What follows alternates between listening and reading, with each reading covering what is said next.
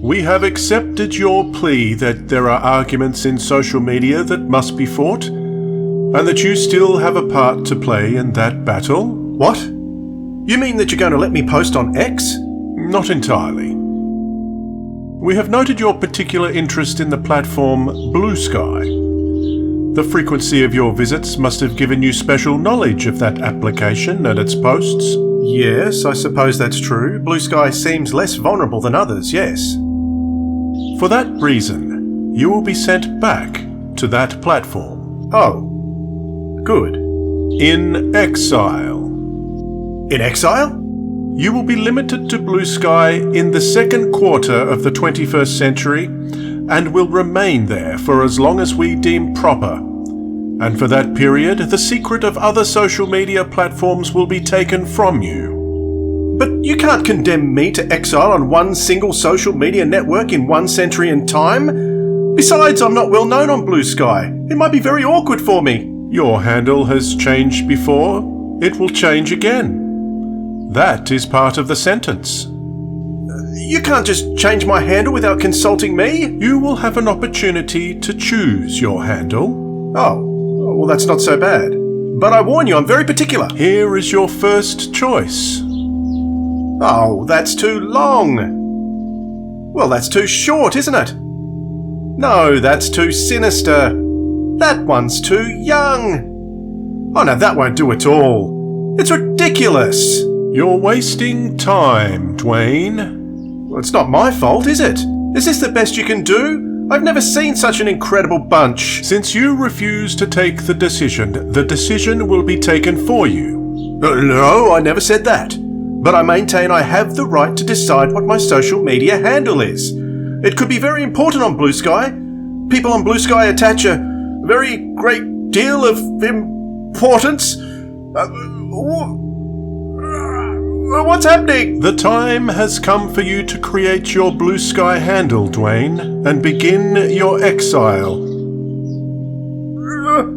Is this some sort of joke? No, I refuse to be treated in... What are you doing? No! Stop! You're making me giddy! No! You can't do this to me! No! No! No! No! No! No! No!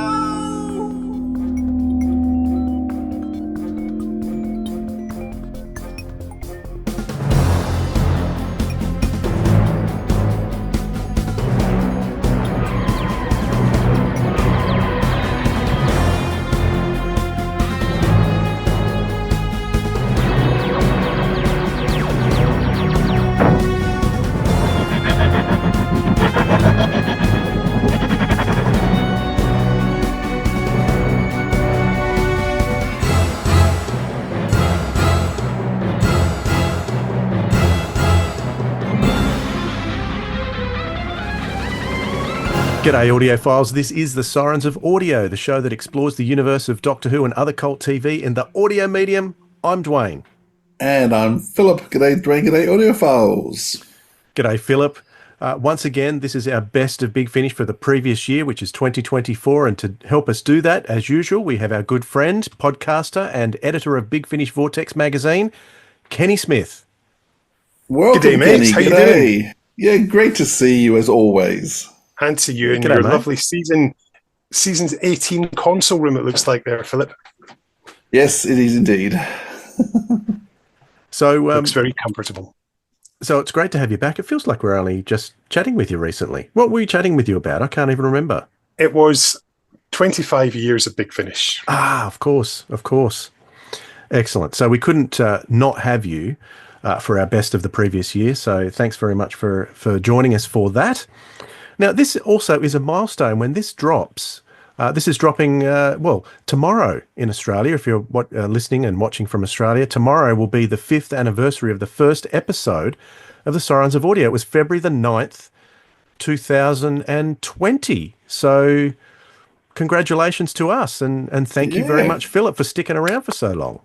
Well, thank you and happy anniversary. Congratulations for Dwayne for staying up, and thank you to all our listeners who are keen enough to tune in regularly, hopefully weekly. And thank you everyone for supporting us for 5 years. It's pretty impressive. But well done, Dwayne. And we've hardly aged a day. No, not at all. No, I look exactly like I did back then. Kenny, thank you too for all your encouragement and your support. I remember once you reached out for you were doing I think a Vortex issue on different audio-based podcasts or podcasts that focused on audio, and you printed some of our comments on that. So ever since, you've been very encouraging. So thank you.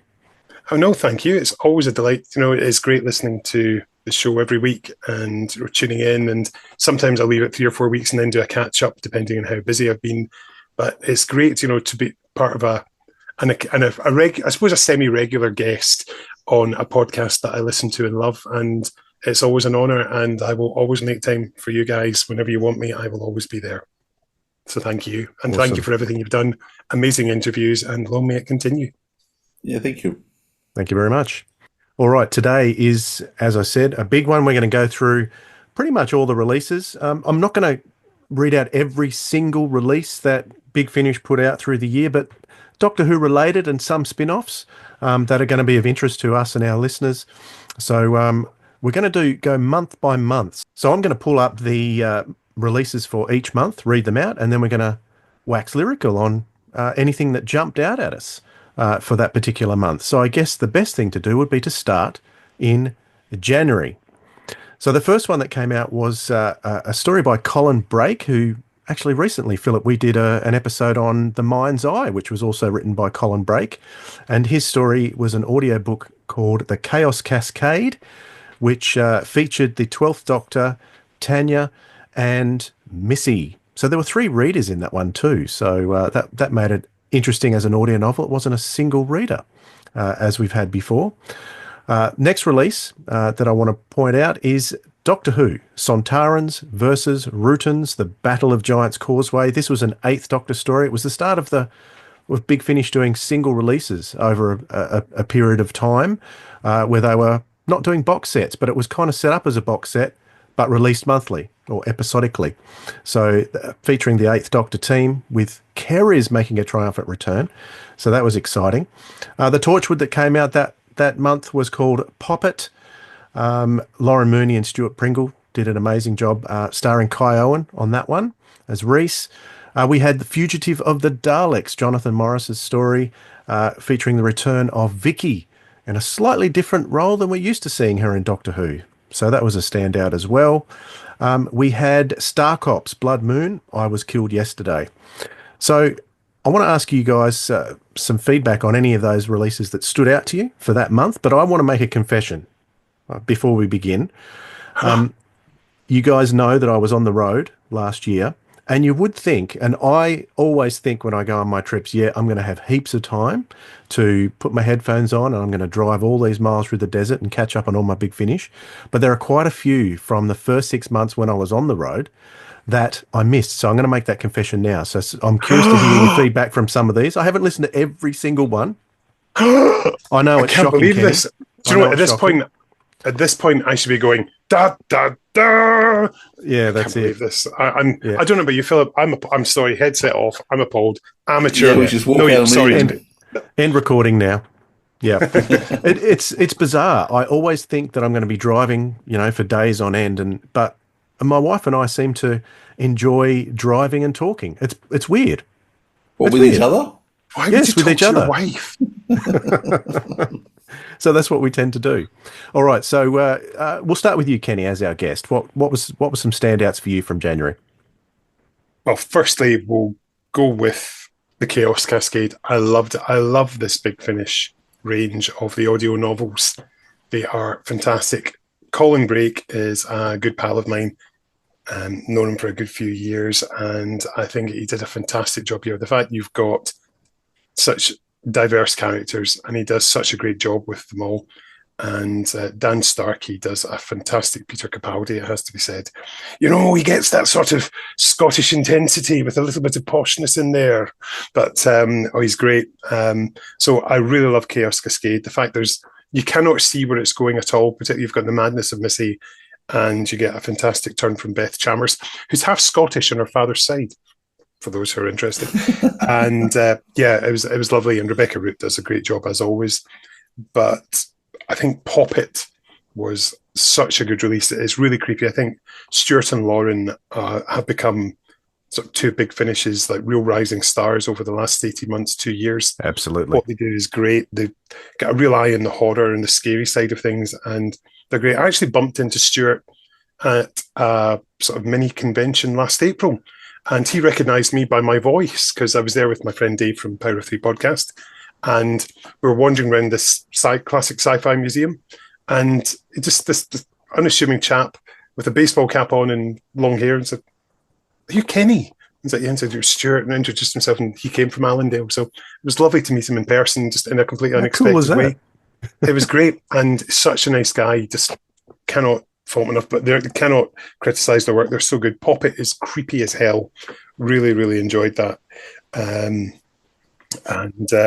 Well, delighted with Sontarans versus Rutans and Giant's Causeway, because Conrad's been a friend of mine since 2003, and I first found out, I think it must have been about 18 months before this was released, when I was chatting to Lizzie Hopley, who's a pal as well, and she mentioned she was writing this to bring back Conrad. I was like, yes!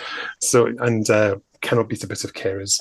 I mean, again, it's such a great month. Star Cops, what a fantastic series that turned out to be. Andrew Smith, just absolutely on top of his game as script editor and running the show on that one.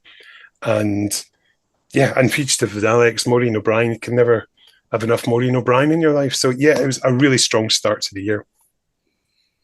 Very good. What jumped out at you, Philip? I'll just say a couple of things because I want to come back probably. It kicked off the Sontaran versus the Russians box series. Big Finish experimented with putting out CDs again one month at a time, because this would have probably been a box 12 months earlier, would have been a box set that would have put all the stories together. And I'm actually glad it was actually a exciting and useful experiment which they started. And I don't know how successful it was with the selling, but certainly as a listener, I was waiting for each month to come out. So I think the 4 episodes and the whole Sontarans versus Russians set were brilliant. Very cleverly done, over different doctors, over different times, kicked off well. And I would actually just give a high five to Poppet as well. It did freak me out. It's interesting actually seeing Kyon in his chubby stage on the column, because I'm not sure Kyon now is personal training people. And so you can actually go and see videos and he's slim and muscular, and he looks nothing like the cute cuddly Welshman from Torchwood anymore. Okay. So if you look him up, you can actually see you could get personal training from him. He's offering it all online now. But he's still doing a great job in terms of when he comes back on in character. I think Torchwood, you would have thought, had suffered by the fact that so many of the main cast either aren't able or not willing to come back. But it's amazing. I mean, Owen was a pretty important character, but he wasn't one of the main cast. But the couple of stories he had this year have all been excellent. I think Yanto is probably the one who stepped up the most this year. We'll see a number of Yanto stories as we go. But it has been, it's been sad to have lost a lot of the other crew who haven't been able to come back, partly for work and for other reasons. I don't know. But also some of the other people they've introduced along the way. So the Torchwood range still is a very strong range. And where we used to have the Doctor Who coming out every month, Torchwood now is the only range that, will come out month by month over the year, which is exciting. So it's an incredibly inventive range, isn't it? So they do lots and lots with it that, by necessity, I guess, because they don't have that regular team there all the time. Yeah, it was certainly a very strong kickoff month. Anything you want to say, Dwayne? Yeah, well, the two that really jumped out to me that I was looking forward to was the Battle of Giant's Causeway, and especially Fugitive of the Daleks. I love Stephen Noonan's First Doctor, and it just seems to me to get better and better. I love Maureen O'Brien. I mean, we've had the opportunity to talk to both of these on the podcast previously, and even Jonathan Morris. Like, we were talking, because I think it had been announced when we were talking to him for another story that he'd written a couple of months earlier, so he could say that this was coming, and he mentioned that at the time. So I was eagerly anticipating this one, and it didn't disappoint. It deals with an era that I love. Bringing back that older companion is a great start to this series, which we've now gone on to this year with Peter Purvis coming back in The Living Darkness. So that was great too. So a fantastic month, January. It was very exciting. We had just solved the singular case of the Incherton incident when I was unexpectedly and inexplicably taken out of time. Police telephone free for use of public. Yes. It's the TARDIS. Everything. It's just as I remember. Oh, thank you, Chesterton. Most kind, my boy. Most kind. I'm not as weak and feeble as I look. The people here certainly seem to know their onions. Highly advanced technology. So you see, you must take us with you. It's some sort of scientific research station observing a dying red giant. You will deliver the Doctor to us, or you will be exterminated! I hoped I'd never see them again. Never see who again? Those things. The Daleks. Seismic detectors indicate we are 1 mile beneath the planet's surface. The most evil, ruthless beings in the cosmos. Fire! Fire! Sustain fire! It's some sort of camp. But everything's been smashed up, burned. Yes, indeed. There's been some kind of catastrophe here. The Sioux are encamped somewhere near the Little Bighorn, and I don't want any nasty surprises. All Daleks prepare to disembark! It's your fault. You're making me nervous. Paramount success! Anti-gravitational magnetism. Most ingenious. Has the Doctor's time machine been captured? Goodbye! We're in the Daleks' time machine. Run! It must have reverted to its original programming, which means the child is in terrible danger. Then what are your orders? You are to be taken to the Dalek Supreme! I'm honored. Everyone in this city will soon be dead. Your wish to die will soon be fulfilled by a nuclear bomb! The TARDIS can look into your heart and see not what you want, but what you need. I need to be with you. Big Finish, for the love of stories. All right, let's move on. Yes, Kenny. Sorry, I don't know if you heard that. Sorry, we've got thunder and snow at the moment. I've just sent you a picture in the WhatsApp. You'll see my garden. Oh, that was you. It's snowing. It's snowing Oh, wow. heavily, and we've got thunder snow at the moment. So there's a What's Scottish thunder weather snow? phenomenon for you. Oh, wow. Sorry about that. That's all right. It's okay. Where's this? It's Where's it? Oh, expecting wow. 45 Check it degrees out. on Monday here. All right. Now that we've looked at snow pictures, we'll go through the releases for February 2024. The first one was a Torchwood release, another postcard from Mr. Colchester, which was a free Torchwood episode. We had the 11th Doctor Chronicles, Volume 6, Victory of the Doctor. Was that the last one? I think there was another one to It was. come, was there? That was the last That one. was, more. Yeah. that was the last one, yep. Yeah, That's right. we had the second in the Sontarans versus Rootons, Children of the Future. That was a third Doctor and Sarah Jane Smith story starring Tim Treloar and Sadie Miller. We had another third Doctor release, a six-parter, Revolution in Space, once again featuring Tim Treloar and Sadie Miller. Which, oh yeah, there's an interesting comments about those that we made at the time, Philip, that we might reiterate here. We had a ninth Doctor release, a box set called Buried Threats, which featured Bernice Summerfield. And we had Eric Roberts in Master, Planet Doom, another box set from him. We had Torchwood, Sabotage, starring Sophie Aldred and Paul Clayton. That was the first one for the year. Wasn't to be the last. And we had another Star Cops release, Blood Moon, Daughters of Death. So along with the Sontarans versus Rootons, they were releasing monthly the Star Cops range as well. So they were both happening at the same time. So let's go to you this time, Philip. What was jumping out at you from February 2024? Well, once again, I think this month was stunning and so strong, really strong. I think probably what you're alluding to is the two third Doctor stories with Sarah Jane Smith. Yes, I am. It was wonderful having two stories. One made the traditional third Doctor way. I think being led probably by Nicholas Briggs and with all the traditional third Doctor music. It felt like a very third Doctor. So the Revolution in Space, really enjoyed it. I think Sadie Miller was just getting stronger and stronger as playing her mum, Sarah Jane Smith, and there's times in which I'm just lost in her voice and thinking it is Elizabeth Sladen. But yeah, so the Revolution in Space was a very typical of era Third Doctor story. The Sontaran versus the Rushons made by the modern production companies, though, with modern producers, modern sound effects, modern music. So it was just astounding listening to these two side by side and the difference that the production crew make. I don't think, I mean, I've always known there's differences, but when you actually have the contrast in the same month, I wouldn't say one was better than the other. I enjoyed them both. I mean, I was loving the Sontaran versus the Rushons box set. I must admit, I found the four of them to be just great stories, and how they built and what they brought to the Rushons and the Sontarans as characters, I really enjoyed. But yeah, for me, having these two doctors, well, same doctor, two different production companies, production sides side by side, was just a joy to hear the difference of. Ninth Doctors was great. Loved Bernie Summerfield and Christopher Eccleston.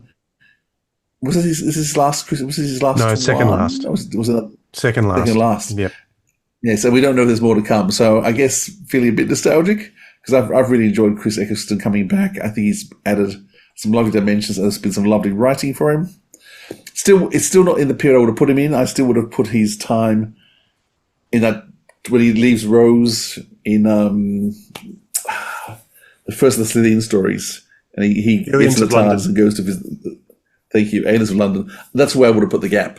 I would have actually had him between those two things go off and do all these adventures rather than trying to set it beforehand. But that's just me. But he's been great, and meeting Bernice was funny. Eric Roberts' Planet of Doom, that was so much better than I expected. I wasn't quite sure what to expect. Eric Roberts has an interesting acting style, but that being said, the stories were great, and it really did get me caught in. And I do love Chase Masterson as the assassin. I can't think of her name at the moment. Vienna, Kenny. Vienna Salvatore. Yeah, and so there it was sort of one long story linked together, but I enjoyed that. So yeah, there's lots in that season that I really enjoyed. So this month, Kenny. Oh, is Kenny next? Or you, Dwayne? Kenny. Yeah, I thought there's such a great mix in here. Something I meant to say about Star Corps Blood Moon when we've got Camille Kajuri's daughter Rosa appearing in these. She sounds so like her mum. It's uncanny. It's really, really strange just how much she sounds like her. So yeah, yes. It is. And she's so good as well. She sounds really streetwise, and yeah, she's got a lovely actor. Really, really good. Loved the Ninth Doctor run, particularly when he meets Benny, and you hear the CD extras afterwards and the way that Chris Eccleston's talking about Benny, and he obviously doesn't realise that Benny's a creation of the 90s who's been sort of added into the mix since the TV series came to an end. But in Chris's mind, she's as authentic as Ace is, or Joe Grant, or anyone else, which she is. I regard Benny as legit. And it's just lovely, that combination that they have. And it's a great cliffhanger to that. When he says, I'm going to definitely avoid meeting any archaeologists in future. Wonder what happens next. Again, Sontarans versus Rushons. Great series. It's so good. Building up. John Dorney did a fantastic job, script editor, pulling this together. Torchwood, just what a consistently great series. Nothing in this range is ever less than a 7 out of 10 for me. It's so good. And you've got that wonderful dynamic between St. John and Ace. It's so good. So good. And Paul Clayton and Sophie are just magical together. They've got that energy between them. But probably my highlight of this month is Victory of the Doctor, where we've got the Doctor getting his revenge on the Paradigm and pretty much wiping the buggers out, which is why we hardly see them in future, which is quite good. So they're introduced suddenly, and then the Doctor absolutely tricks them and sorts them out. And we have wonderful Safi Ingar in there as well, who's just so lovable. And yeah, a really strong month with plenty to keep you going. I love Safi Ingar. They have done an amazing job as a companion here. But I'm really sad that Jake Dudman's stepped back from doing particularly the 10th Doctor. He's great at this. And the 11th Doctor, I should say, the 11th Doctor. I've loved what he's done with it. And I think that range could have just kept going on and on if he decided to stay. So that's going to be a bit of a shame that was coming to an end. But the standout for me for this month was definitely the Third Doctor Revolution in Space, and of course the good old faithful Nicholas Briggs production. Bringing in the soundscapes and music from what was recognisable from season 11. I love what Nick does with that range, whichever period he's in, he tries to emulate. Some of it puts his own things in as well, but he does that too. Keeps nostalgic as well. So, and that was a massive contrast between that and the Rutons story, which was put together by Ken Bentley. So it was interesting to get those two different production teams with the same characters. How different it actually sounded. They were both great, but it was fascinating to hear. So that was definitely my big standout for the month of February. From Big Finish Productions. You ruined my life. No. I hate you. Doctor Who, The 11th Doctor Chronicles. Victory of the Doctor. Eternal. Want to test that? You are nothing to us. That's because I made a mistake. The rest of the universe, they should all forget about me, but you lot, I should have let you remember. I should have kept you afraid. Daleks do not feel fear. You will. What do you want? Same thing as you.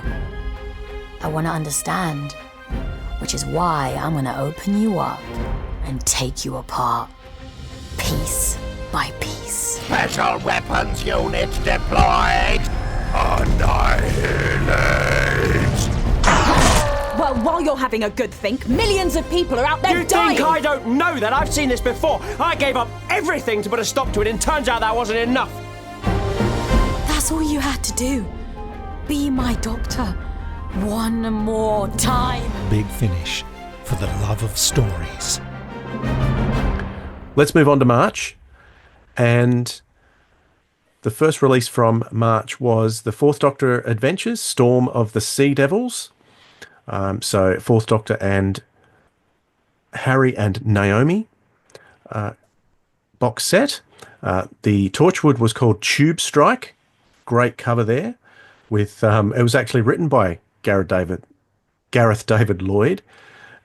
Great cover with the Weevil on the front there. We had another Sontarans versus Rutan story called Born to Die. That was a Sixth Doctor and Charlie story. So we got two lots of Charlie so far in this range from different periods in her history with the Doctor. So that was great. We had Classic Doctor's New Monsters Volume 4, Broken Memories, with 4 stories in there. There was 2 standalones and 1 two-parter, wasn't there? The Silence one was a 2-parter, wasn't it? From memory. And we had another Star Cops, which was Blood Moon, Troubled Waters, and the first celebratory Sixth Doctor box set for the year, which was called The Quinn Dilemma, which was celebrating 40 years of the Sixth Doctor. We also had the 12th Doctor Chronicles Volume 3, You Only Died Twice, so Jake Dudman once again. Was that his last appearance in Big Finish, or his last release for Big Finish? Correct me if I'm wrong. And what was also good about that month was that the Sapphire and Steels were also released in box sets, so that was very exciting too. I mean, I've got all the singles as well, but I love that range so much. It was great to be able to say to everyone, it's back, go get it, it's worth it, absolutely. So I think the Sapphire and Steel was a big standout for me. Not that I listened to them all again, but the fact that they were re-released as box sets I thought was fantastic. Easily available. Yes. And yeah, because they weren't available on download before, were they? No, and the license had the license gone for a while, and then it came back. Is that the story? I think the license That's came to right. an end because the series was being hugely pirated.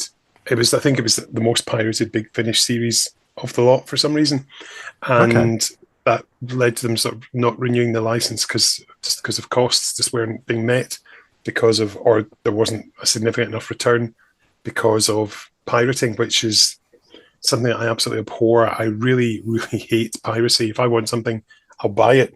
My living room is full of CDs. If I want my music, I buy it in physical form. I'm so retro. I'm so 20th century. I don't have Spotify. I don't have anything like that. So I think that was part of the problem there.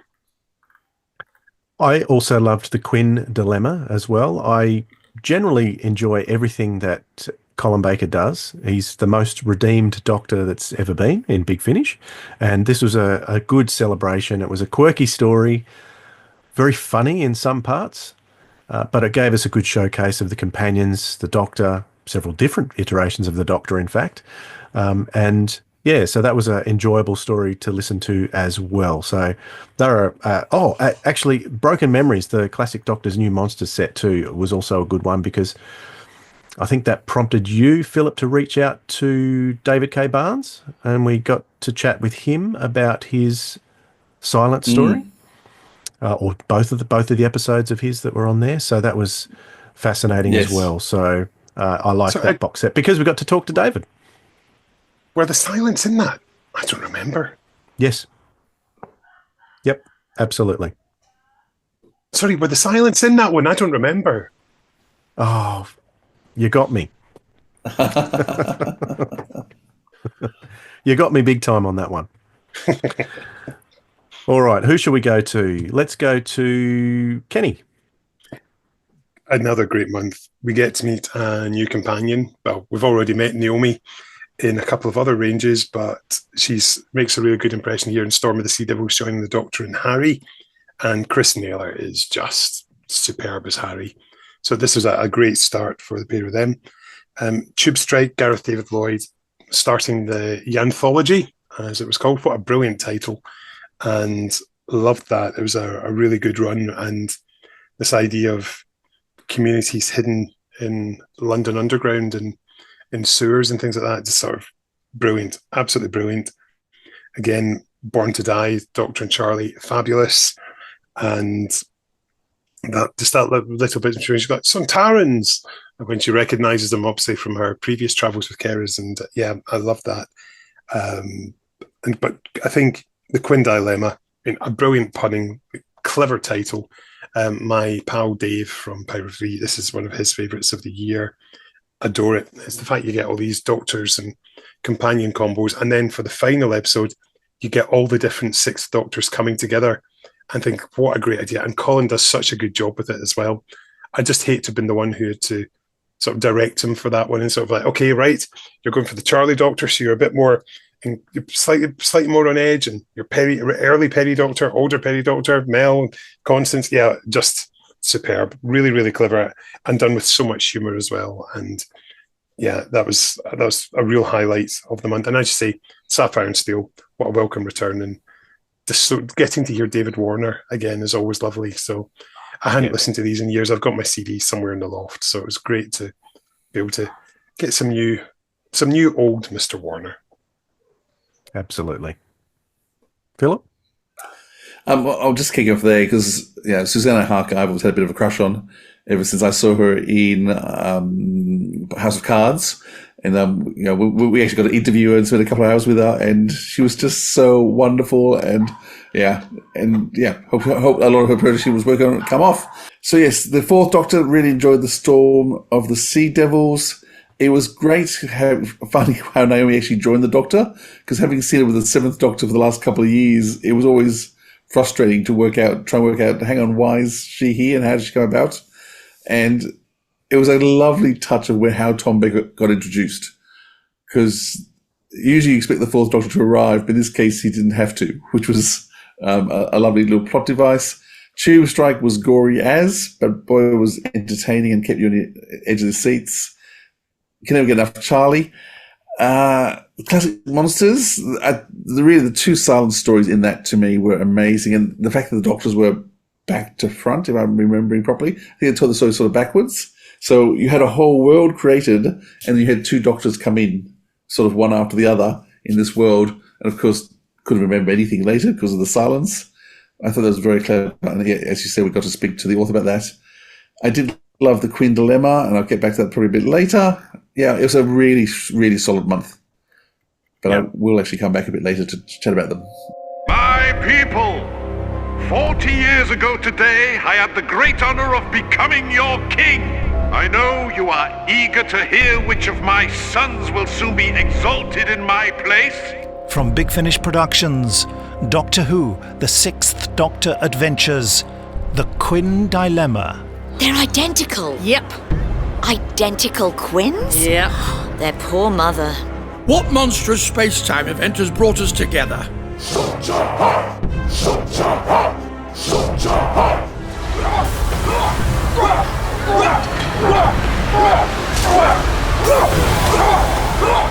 I have heard talk of you, Doctor. The madman dressed as a rainbow. Who are you travelling with? A certain Miss Purple Gilliam Brown. My hands are too cold to clap. The incomparable Melanie Bush. I'm starting to get a very bad feeling about this. The dynamic dream team of Flip and Mrs. Clark. I think it's all turned out rather well, don't you? Oh, Flip. I hope they don't go to too much trouble in Mental, for example. Would be rather embarrassing. My sons, I hope that one of you will make me proud. My throne will go to whoever first brings me the head of the Doctor!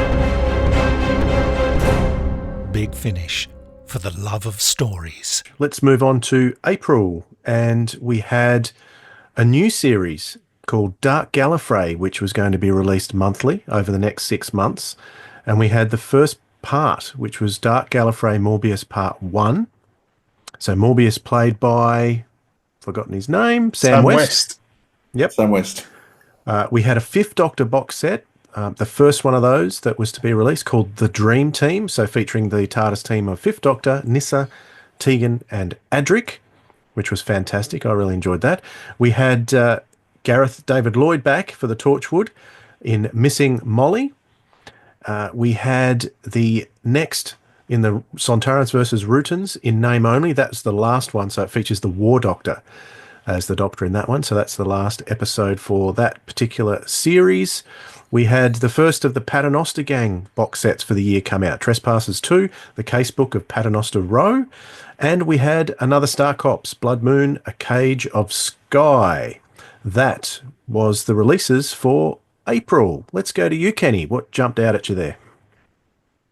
My favourite this month was Missing Molly. I think it's a very moving story about somebody who goes missing and then reappears years later, and there's a lot of doubt. Is it her? Is it really her? And there's a lot of convincing involved or not convincing, and she's beautifully played the part of Molly. And the story's denouement is just absolutely heartbreaking, and it's just horrifying to think that that's sort of the way that some people could react, and that's what happens as a result of their actions. So be kind, people. That's all I'm going to say. Don't want to ruin it for anyone. Other highlights, Paternoster Gang, love them, absolutely love Trespassers, and was very excited. I think Gary Russell joined with this one. He got to write about Peter Noster, after whom the street is named, and that was fabulous. Fifth Doctor set, Dream Team, wonderful. I think this is the one that had this Lizzie Hopley's got them with the Encountering the Dream Crabs, and then we also had the Tim Foley 2-part. I think this is the one that's in the Murder Mystery, or is that the second set? I may be getting ahead of myself. But it's a wonderful set. I just love the Doctor, Nyssa, Tegan, and Adric are just sort of that. They were sort of my second regular team, because it's sort of the Doctor, the Fourth Doctor, Roman, and K9 are sort of my first go-to team, and they were sort of like the second long-running one. So yeah, I really enjoyed it, and they just get so much time together, and there's a lot of humour between them, which was something that GNT perhaps didn't allow them to do on screen. So it's lovely that Big Finish actually gets to show the comic timing that Peter Davison's got just down to a T, and great, just a really good month. Again, there's plenty in there to enjoy, and once again, Jonathan Carley, who of course is in an Oscar-nominated film, and it's great to see him just absolutely brilliant in this, in The War Doctor in name only. So yeah, I really loved Sontarans versus Rutans as a series, and I really hope there's going to be more in the future along those lines, because it was just, I felt there was still more that could have been done a story almost for every Doctor in there. So yeah, loved it. A really, really good month. And should mention Dark Gallifrey Morbius. I didn't know too much about it, even though I'd done the Vortex preview, but it was sort of, I felt that I didn't know too much, even though I'd done the preview, but I think that was the intention, sort of to get you hooked and sort of like to ask questions, say, what is it about? And yeah, we get to see Morbius, and at the height of his powers, I think he really is one nasty Time Lord. I stopped myself there. I could have said something else. One nasty Loom-born Time Lord. Oh, I saw that. Now, did I just pick up on you correcting me with the pronunciation of Paternoster Row? That is the way correct? that Gary Russell, that's Paternoster is how Gary Russell had it, because that is the correct Latin version, I believe.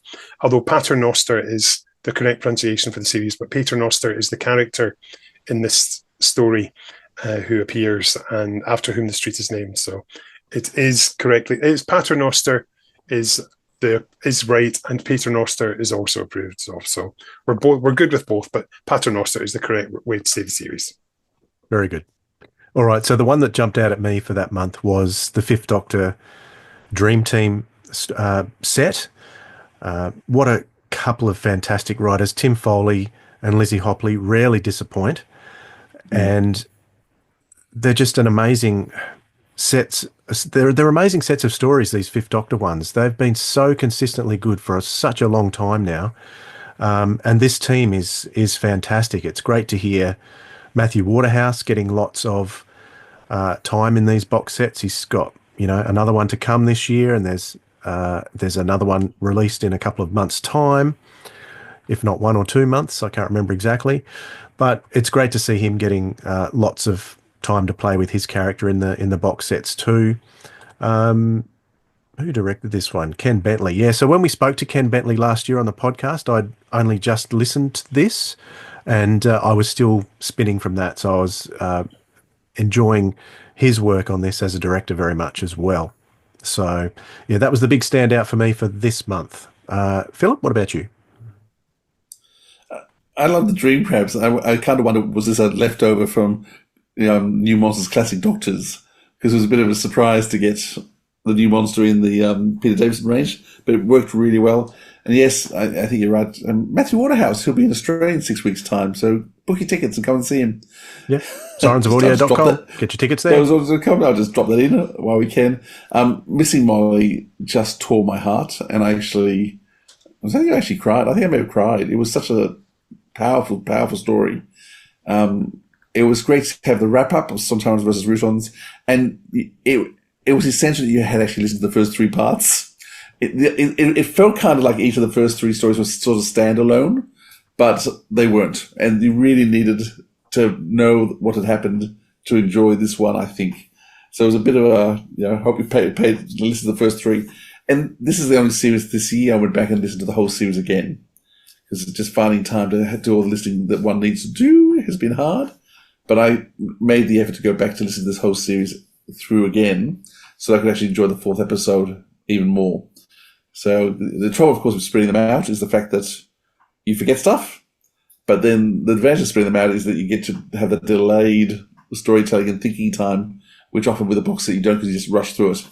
So I did think it was a huge hit. Paternoster Gang, I loved, and what a cliffhanger to this box set. They basically play the same cliffhanger for the second box set, fairly similarly, but the first time it was very, very excellent. And I think Tom Baker he does. The 4th Doctor pops in there, kind of, which is good having that sort of connection there. Dark Gallifrey, it took me a while to get going, to be honest. There's a lot in this story that I found confronting, and the whole sailing ship thing and the time vortex, and I really didn't get into this first one. But by the second episode, it started to then get into it. And I don't think there's a lot of Morbius was part of the issue with the first one either. I don't think Samuel was in it, hardly at all. So it took off for me, but I really wasn't sure after part 1. This one I think I could have done with a box set, because it wasn't until I got to part 2, and into part 2 I was going, oh no, okay, it is okay. So more to come with that.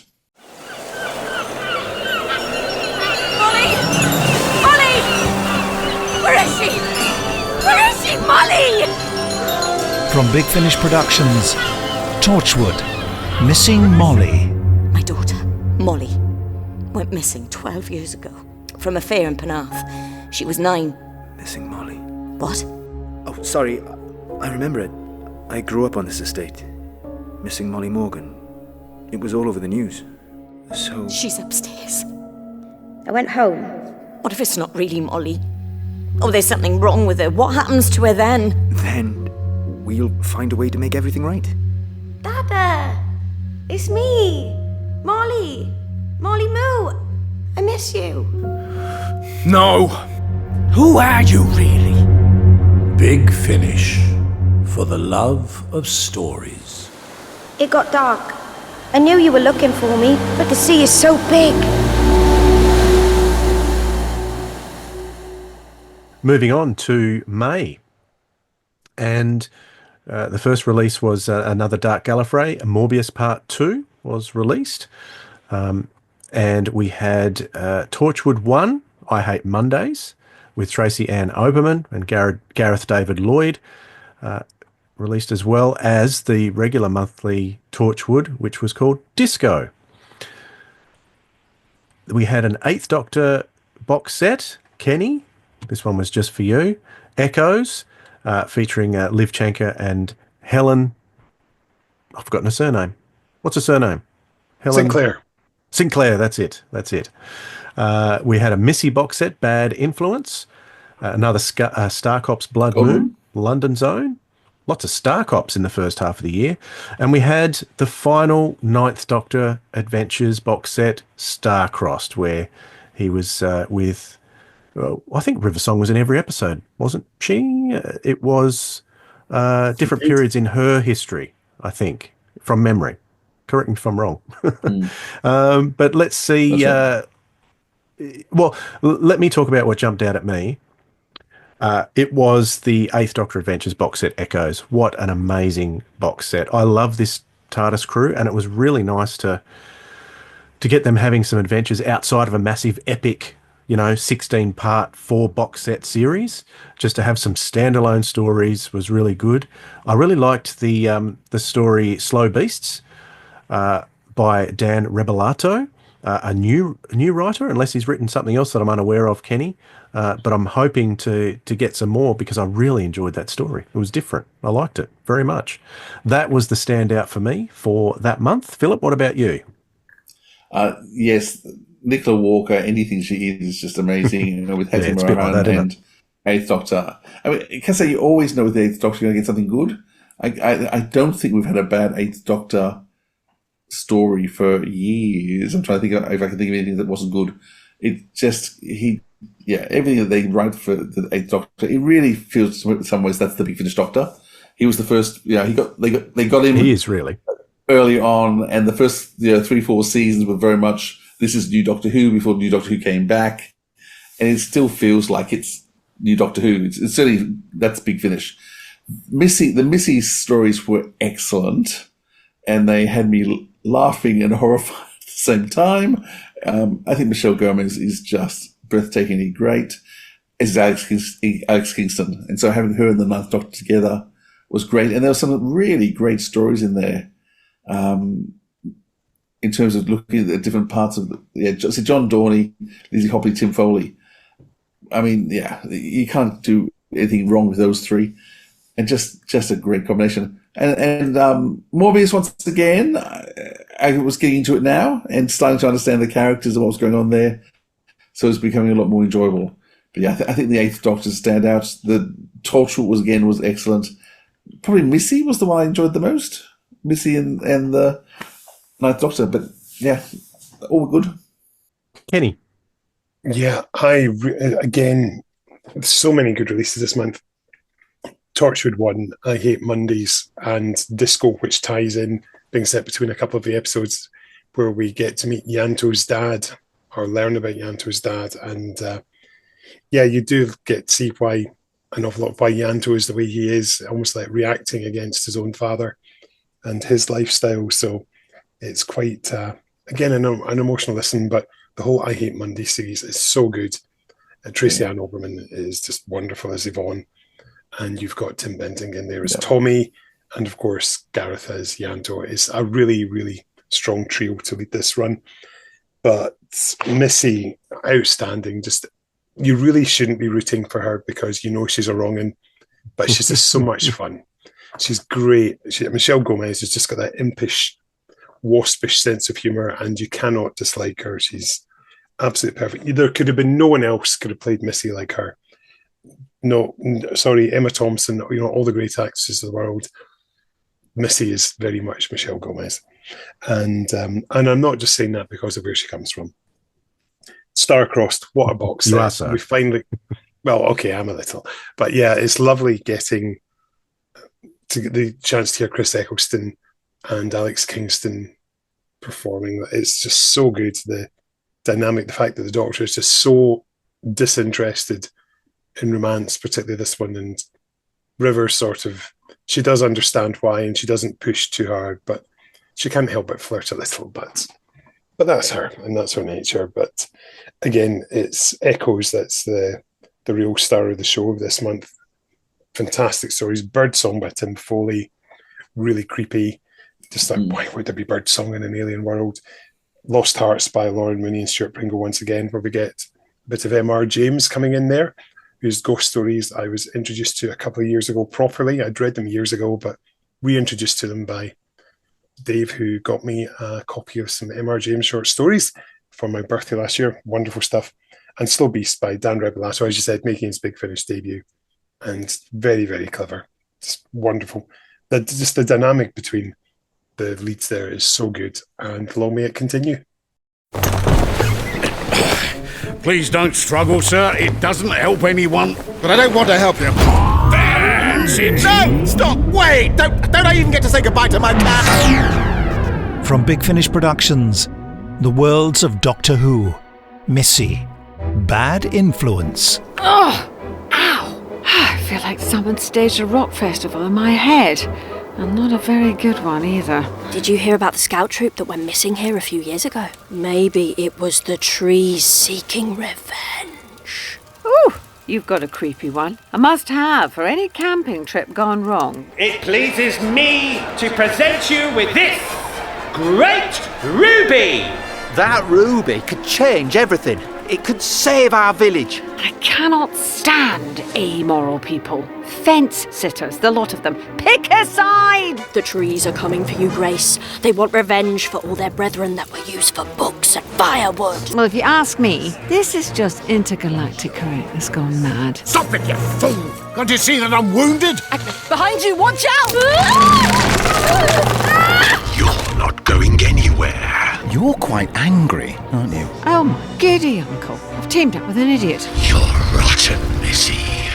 A bad apple. Oh, sorry. All I heard was blah, blah, blah, blah. Hey, good looking, blah, blah, blah, blah, blah. I must be fit to receive His Highness. What's the point of even trying? Everything I do is a complete disaster. Are you a healer? A doctor? I prefer not to use that word, if it's all the same to you. Madam, I am in your hands. Do as you will. All right. I'm on board. Big Finish, for the love of stories. Missy battered me with an umbrella. She scared me and tied me up. Actually, she was quite nice to me, but I can totally see your point of view. All right, let's move on to June. And we had a Worlds of Blake 7 release. It had been a while since we'd had one of these. This was Tarrant.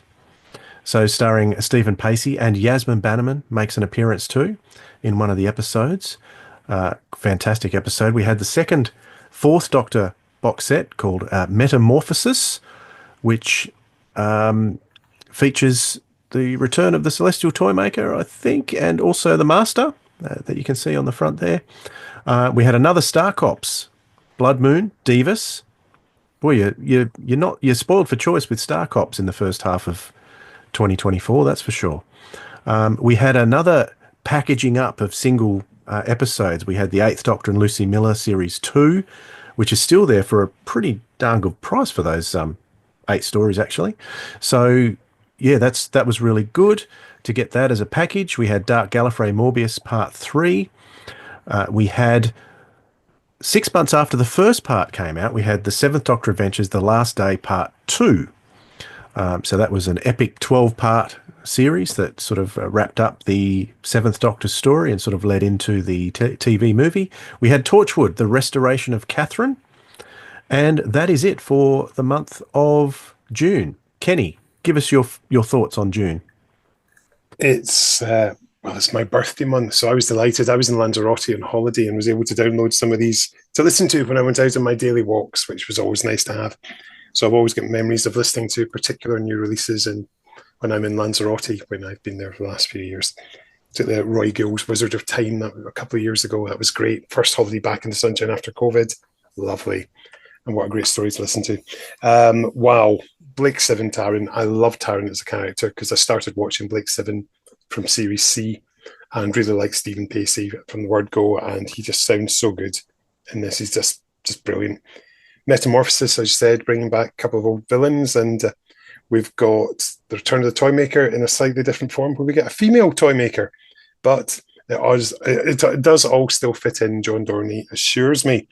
The restoration of Catherine, a lovely bit of time-travelling Torchwood there, as I remember. But Eighth Doctor Undersea Series 2, lovely to get that in a nice compilation. Just such a great mix of stories in there, great writers, and my Sheridan there, future second wife, she's so good. But Star Cops, Divas was probably my highlight of the month for here, because you've got what's been building up as a nice monthly range, an ongoing story arc as to who is Sophie. Is she Divas' daughter, as she claims? What's going on? Is she involved in the nefarious business, shall we say, of drugs running and the likes? And it's a wonderful, wonderful run. It concludes in a very satisfactory manner. The regulars are also good in here, and it's been such a good run, Star Cops. I think it's often goes under the radar, but I think it's wonderful. It's Andrew Smith. I'm not just saying that because he's a friend and Scottish, but and Scottish, yeah. Yes, but that's just coincidental. It's such a good range, and it's proper drama, proper grown-up stuff, and it shows you can do good science fiction stories without needing to go to ray guns and aliens, and it's a proper adult tone to it as well. So, yeah, I'd say that Divas was my highlight of June. Very good, Philip.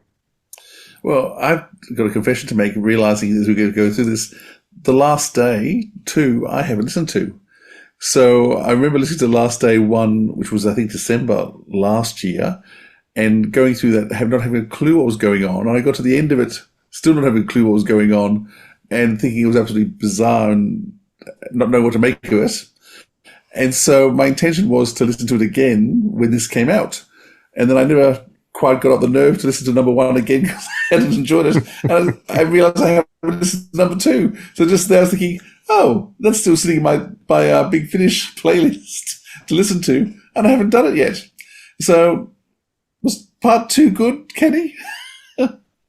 It carries on from part 1, and it's still got the same amount of confusion, thinking, what is going on?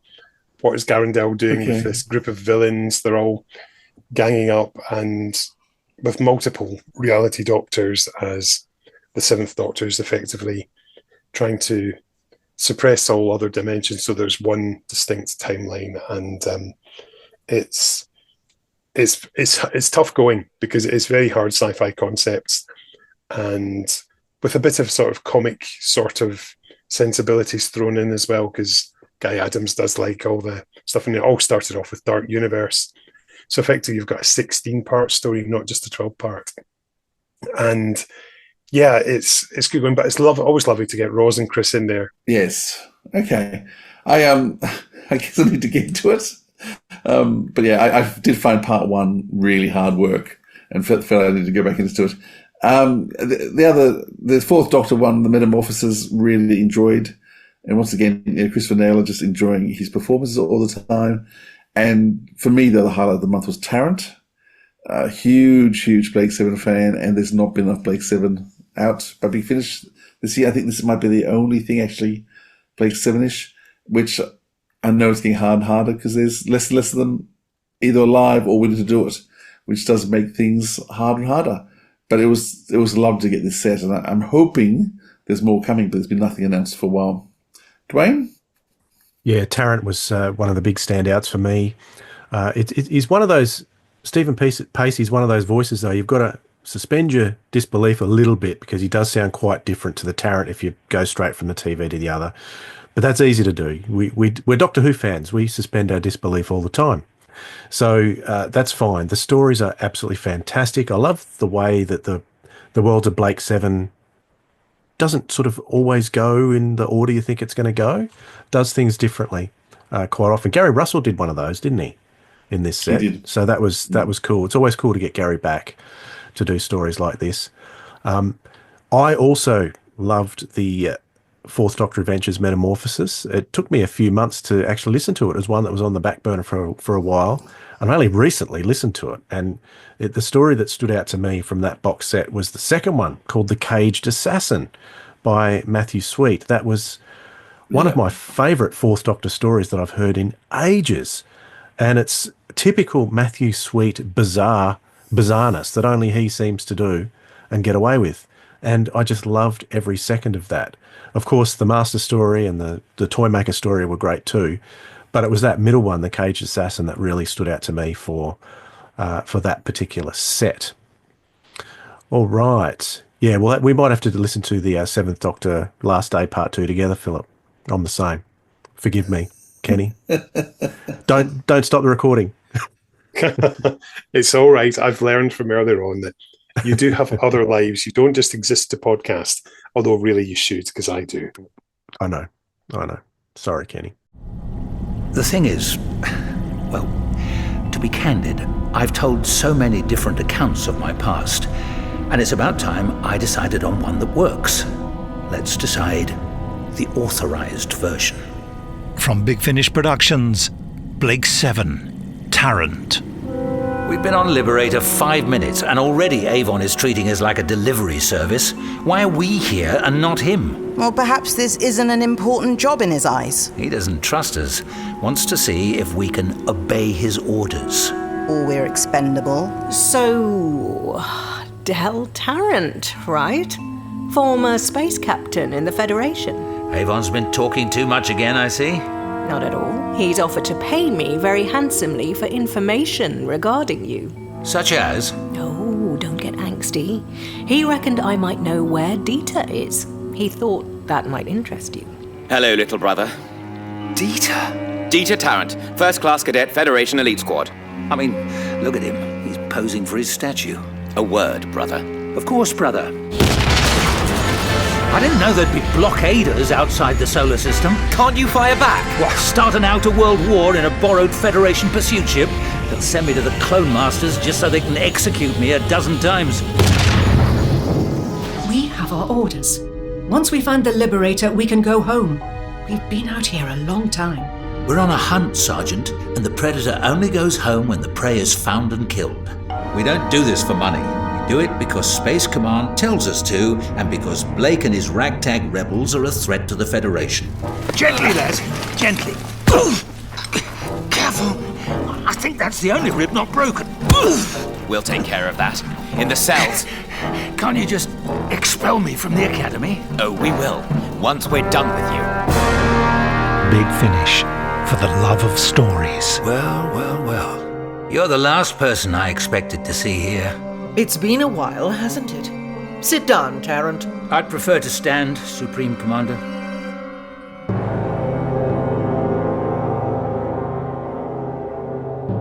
Now we're on to July. We've gone halfway. We're halfway there. And for those who have stayed this long, stay tuned because we're all, I can't remember if I mentioned it at the start of the podcast, but we are going to do our own personal top fives at the end of our discussion of the month to month. So for July, we had a new Dark Gallifrey series begin. So Morbius had completed. We've got The War Master, Part 1, and that was to continue for the next 2 months with Part 2 and 3. We had a Torchwood Soho called Ascension, another box set there. I know you like Torchwood Soho, Philip. We had the Second Doctor Adventures, Conspiracy of Raven. We had the Torchwood called Art Decadence, written by the elusive Ash Darby. Kenny? We need to track down this Ash Darby and have a chat. He's lovely. He's very hard to get hold of, but yeah, I have had emails from him. So yeah, Ash is elusive but brilliant. Yep. All right. We also had Doctor Who Goth Opera, the return of the novel adaptations range. I think that was a marvellous return. And we had Operation Werewolf, which was a second Doctor lost story. Although it's hard to see by looking at the cover because they don't put lost stories on the covers anymore. It's just Operation Werewolf. So I'll jump in there and give you my two standouts for the month. Well, first of all, I was very interested in Operation Werewolf because one of the authors for that, Robert Kitts, lived in Sydney. So I've been to a couple of conventions, or at least fan meetings, with Robert Kitts in attendance, and he had the script in his hand. I've seen it in his hand. And so that was in the 90s, would have been in the late 90s, maybe even the early 90s, don't know. But so I was interested in that. So that was a great story, and it was done really well as well. So it was nice to get that TARDIS team back together for that particular era, because obviously Michael Troughton does mostly 6B stories. So it was nice to go back and do like a series. What was that supposed to be? Series 6 or Series 5? In that 6, style, yeah. anyway. All right. Goth Opera was the other one that I really enjoyed. I've struggled a little with some of the novel adaptations in the past because they're just so jam-packed full of stuff they must be hard to adapt, the novels. But this one seemed to me to be adapted extremely well. There's only a slight mention of it starts in Tasmania, so I'm got to be happy with that story. So it's nice to get something in your local area. So that were the two big ones for me for the month of July. Philip, what about you? Well, I'll be popping back anyway to talk about one or two. I'll just raise Dark Gallifrey War Master, which didn't have the War Master in it, which threw me slightly. But it's David Warner and Benny Summerfield. So the Unbound Doctor and Benny. It's a lovely story, really great story. And at the time, my understanding was this was David Warner's last appearance on Big Finish.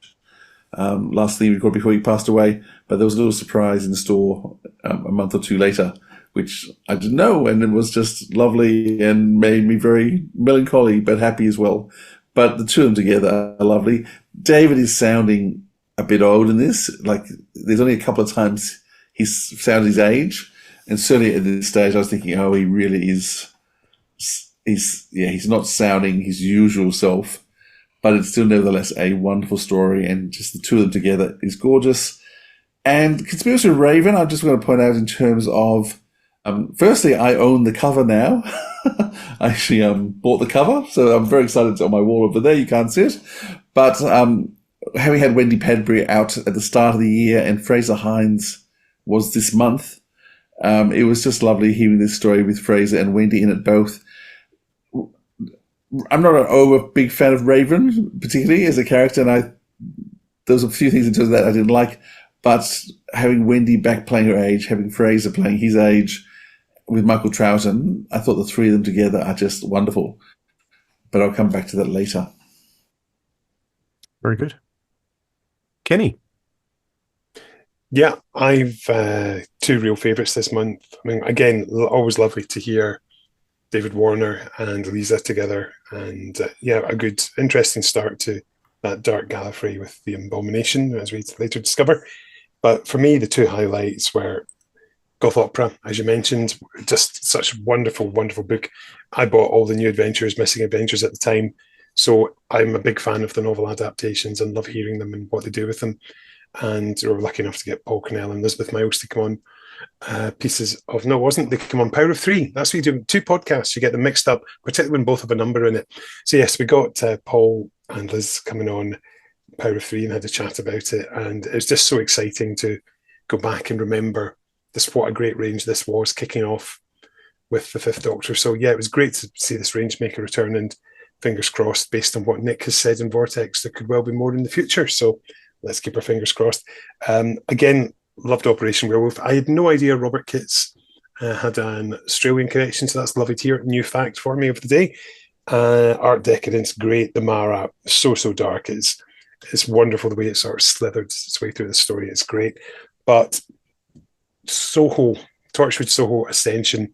Again, it's following that pattern we've seen previously with Torchwood Soho echoing the Quatermass serials, and this one we've got echoing the fourth and final Sir John Mills Quatermass serial, where it all ends rather apocalyptically.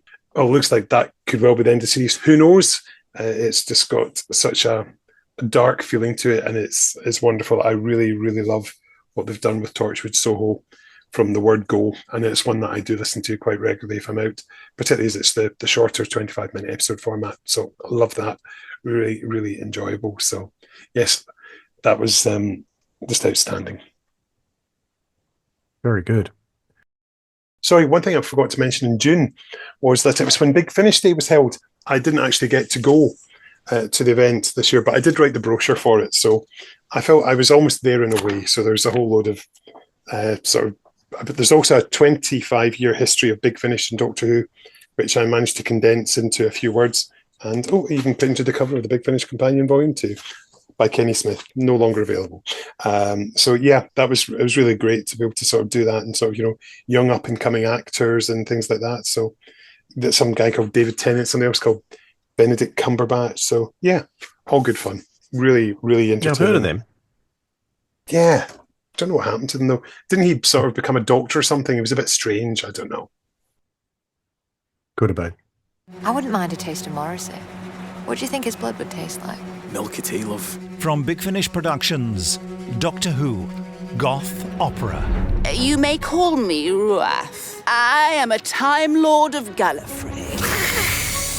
The ring I wear shows the Great Seal of Rassilon. I know the secrets of your past, and I know the great destiny that awaits you. You're flying. What are you? You've got an interesting mind. You're not human, are you? How do you know? No, get away from me! I don't want to die. Not up to me. Sorry. Lisa? You okay? Tegan! Hang on!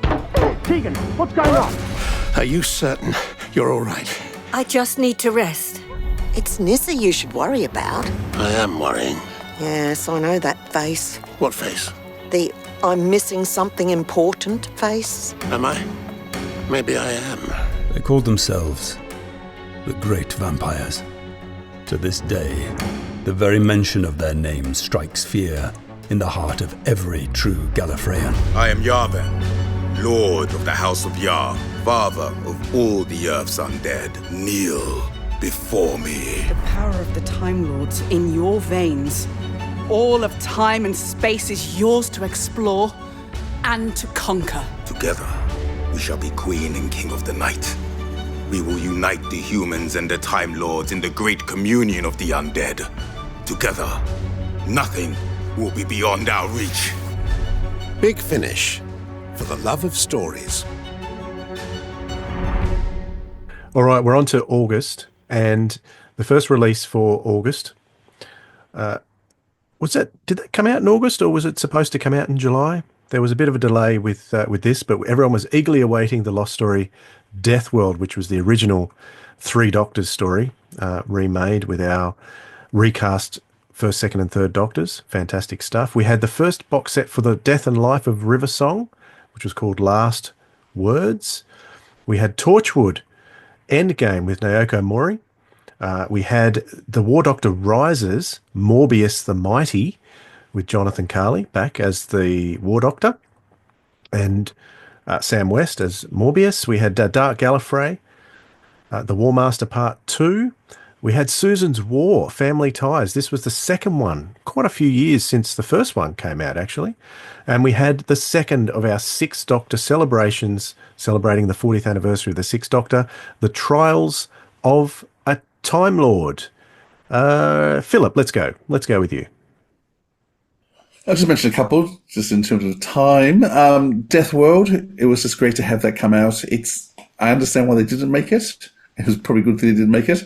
But as a piece of Doctor Who history to understand what had first been written, it was great. And there's some really fantastic scenes. There's a few scenes I think you're sort of, but the way they split the Doctors up, the fact that the first Doctor has such a large role to play. So it's great to have Stephen Noonan get a lot to do.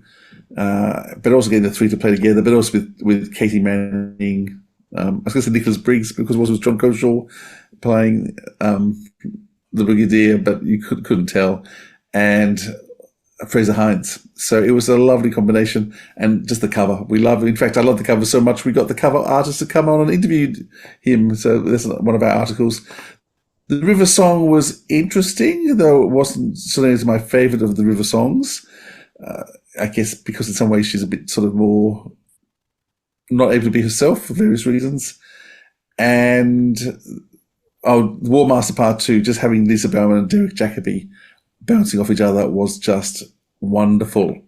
So the standouts I just mentioned, there's other good stuff there as well, but they were the ones that really hit me. Kenny? Trials of a Time Lord. What an absolute gem this was. It was so much fun. I think the fact you've got Davros, Daleks, you've got the cyber leader David Banks in there. He is just, I love David Banks. He's been a hero of mine since I was a wee fella, and got to interview him last year about Iceberg, his new adventure, and he came on and talked to Silver Nemesis on Power of Three as well. And he's just so wonderful and full of enthusiasm, and he loves being the cyber leader. He doesn't believe he is a Cyberman, but he is wonderful. He's just so much fun to him, a lot of self-deprecating humour, and he's fantastic. Other highlight, War Doctor, Rises, Morbius. You actually do get to see Morbius at his worst here, sort of even in Dark Gallifrey, we get to see bits of it, but here he really is a nasty piece of work. The fact that Daleks and Time Lords alike are not a fan of his, shall we say politely. Death and Life River Song, fantastic to see River back and in her afterlife being taken out of the library and given a new physical form.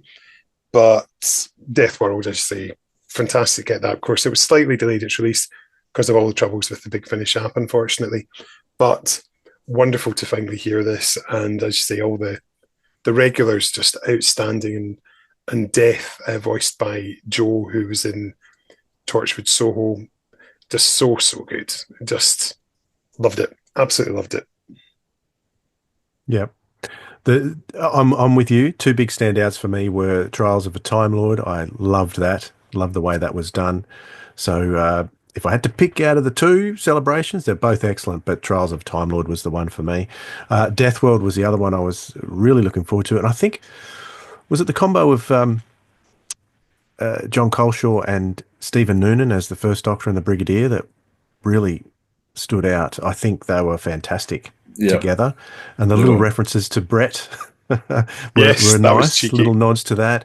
And I love the way John has adapted this in such a way that the story can exist in canon and just go straight into the Three Doctors. Absolutely brilliant the way that was done. So I hope that wasn't too much of a spoiler for anyone who hasn't heard it, but if you haven't heard it yet, too bad. It's worth listening to. You spoiled that. You've done that spoiler before anyway, so people listen regularly. You've already heard that. Yeah. It's okay. Thanks, Philip. They would have forgotten, I'm sure. Dobber me in. Doctor, it's Tiff. Remember me? From Big Finish Productions. I'm asking for your help against the monsters. Help us escape the Cybermen. Doctor Who, the Sixth Doctor Adventures. The Trials of a Time Lord. Cybermen are never wasteful, Doctor. We've done this dance before. I'm well aware of what you're capable of. Stop it! You're hurting her! You jeopardize my life and the lives of others. Sometimes you have to make a stand. We have company. You will surrender, Doctor. Doctor! Don't let them do this to me! You cannot escape the Cybermen. Tell us, what's the best way to cook a Time Lord? Well, this doesn't make any sense. Your new Andragum. I'm human. Oh, delicious. Hi, Doctor. Perry? Perry? Been a while. Close your eyes! My Perry wouldn't know a kintar from a kitchen knife. She's a botanist, not a bloodthirsty hooligan. Can't a woman be both? What you thinking? We blow a great big hole in the wall. I'm talking to whoever's out there. You've made me angry. I have defeated you, Doctor. I can feel the audience appreciation rising. And you're going to regret it. You really were marvellous, Doctor. That gormless look of bewilderment was utterly priceless. You really had me convinced you didn't have a clue what was going on. Big Finish, for the love of stories. Whoever you are, you should know I'm well prepared. As am I, Doctor. As am I. All right, let's move on to September. And we started off with another Fourth Doctor Adventures series, Dominant Species, with the triumphant return of the Quarks and the Dominators with Harry and Naomi. We had a new series that was being released monthly called The New Adventures of Bernice Summerfield, Volume 8, The Eternity Club Part 1. So quite a mouthful, that title, but this is The Eternity Club Part 1. We had the Stuff of Legend studio version. So at the time this was released, it was on the same weekend that the live event happened. So I think that was being sold at the event so someone could have a piece of merchandise there. The live version was yet to come. We had the Fifth Doctor Adventures, The Great Beyond. The Torchwood was the Hollow Choir, featuring Kai Owen. And we had Dark Gallifrey, The Warmaster Part 3. So quite a few there. I think the standout for me would probably be Dominant Species, actually. To get all those sounds of the Quarks in there really hit my nostalgic buttons, and I loved the way they did that. Great cover once again, with Harry dressing up as a Dominator there, and I'm starting to really enjoy this team of the Fourth Doctor, Harry and Naomi. Yeah, who's next, Kenny? Well, Eternity Club was an outstanding release for me. It really sets things up nicely. Takes Bernice almost back to her roots, where she's got a host of regular characters around her, from like when the Benny audios began at the Braxton Collection. Really enjoyed Dominant Species. As you say, the Dominators actually becoming a bit more threatening, and the Quarks were fantastic. And the Hollow Choir was really, really good. I misread its title as the Hollow Chair when I was doing Vortex, and thankfully producer James Goss pointed it out in a very polite, nice way. But my highlight of the month was very much the Stuff of Legend live. I got to go down to that. I'd done some interviews for the brochure beforehand, where I got to chat to Paul McGann, India Fisher, and Alex McQueen, and they went over a few pages here. It was originally just Paul and India I was asked to speak to for this brochure that we're going to get the light on it, but because I know Alex really well, and we got to add him into the mix as well, and that was wonderful to do those. I got to go down to watch the rehearsal the day before on Friday, and got a few pictures, which I believe are in the live version booklet. I haven't actually seen them yet.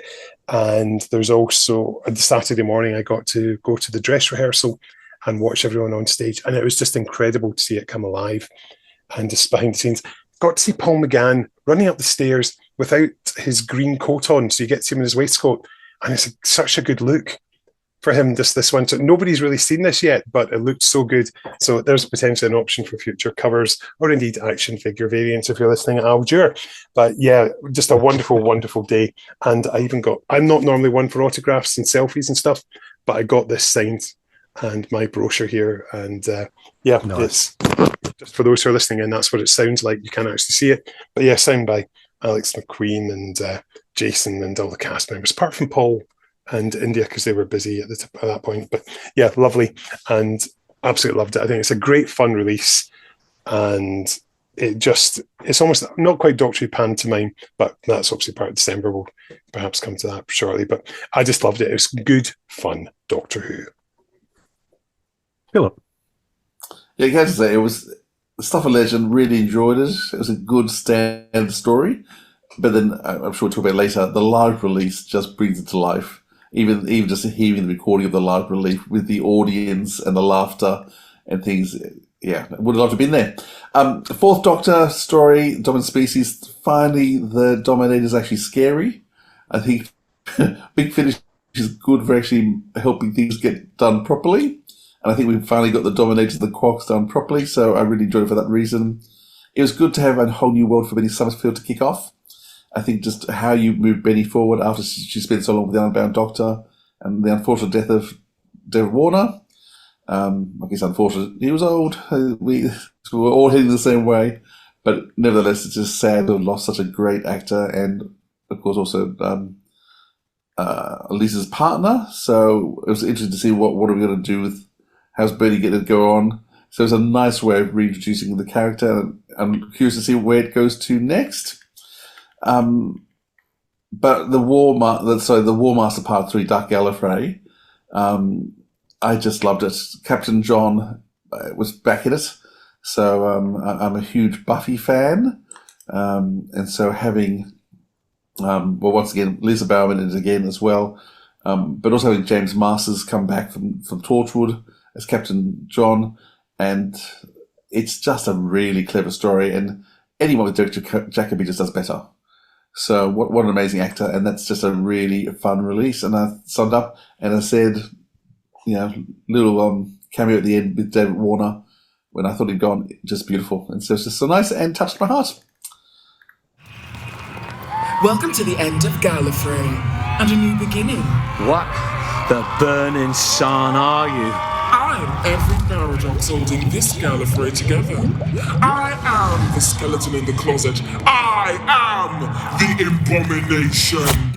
From Big Finish Productions, The Worlds of Doctor Who, Dark Gallifrey, The War Master, Part 3. I'm in a lot of trouble, aren't I? Heaps. A lot of doctors work to remove Dark Gallifrey from existence, and this is the stain they left behind. Come on. There's no one as frightened as the man who runs from death. The TARDISes. What are they doing? Screaming!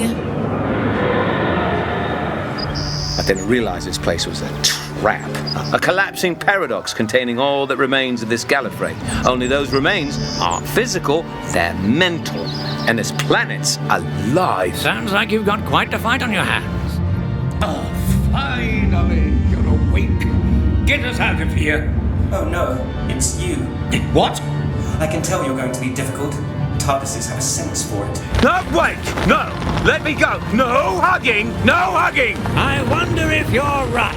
You've been thinking that all your lives. Big Finish, for the love of stories.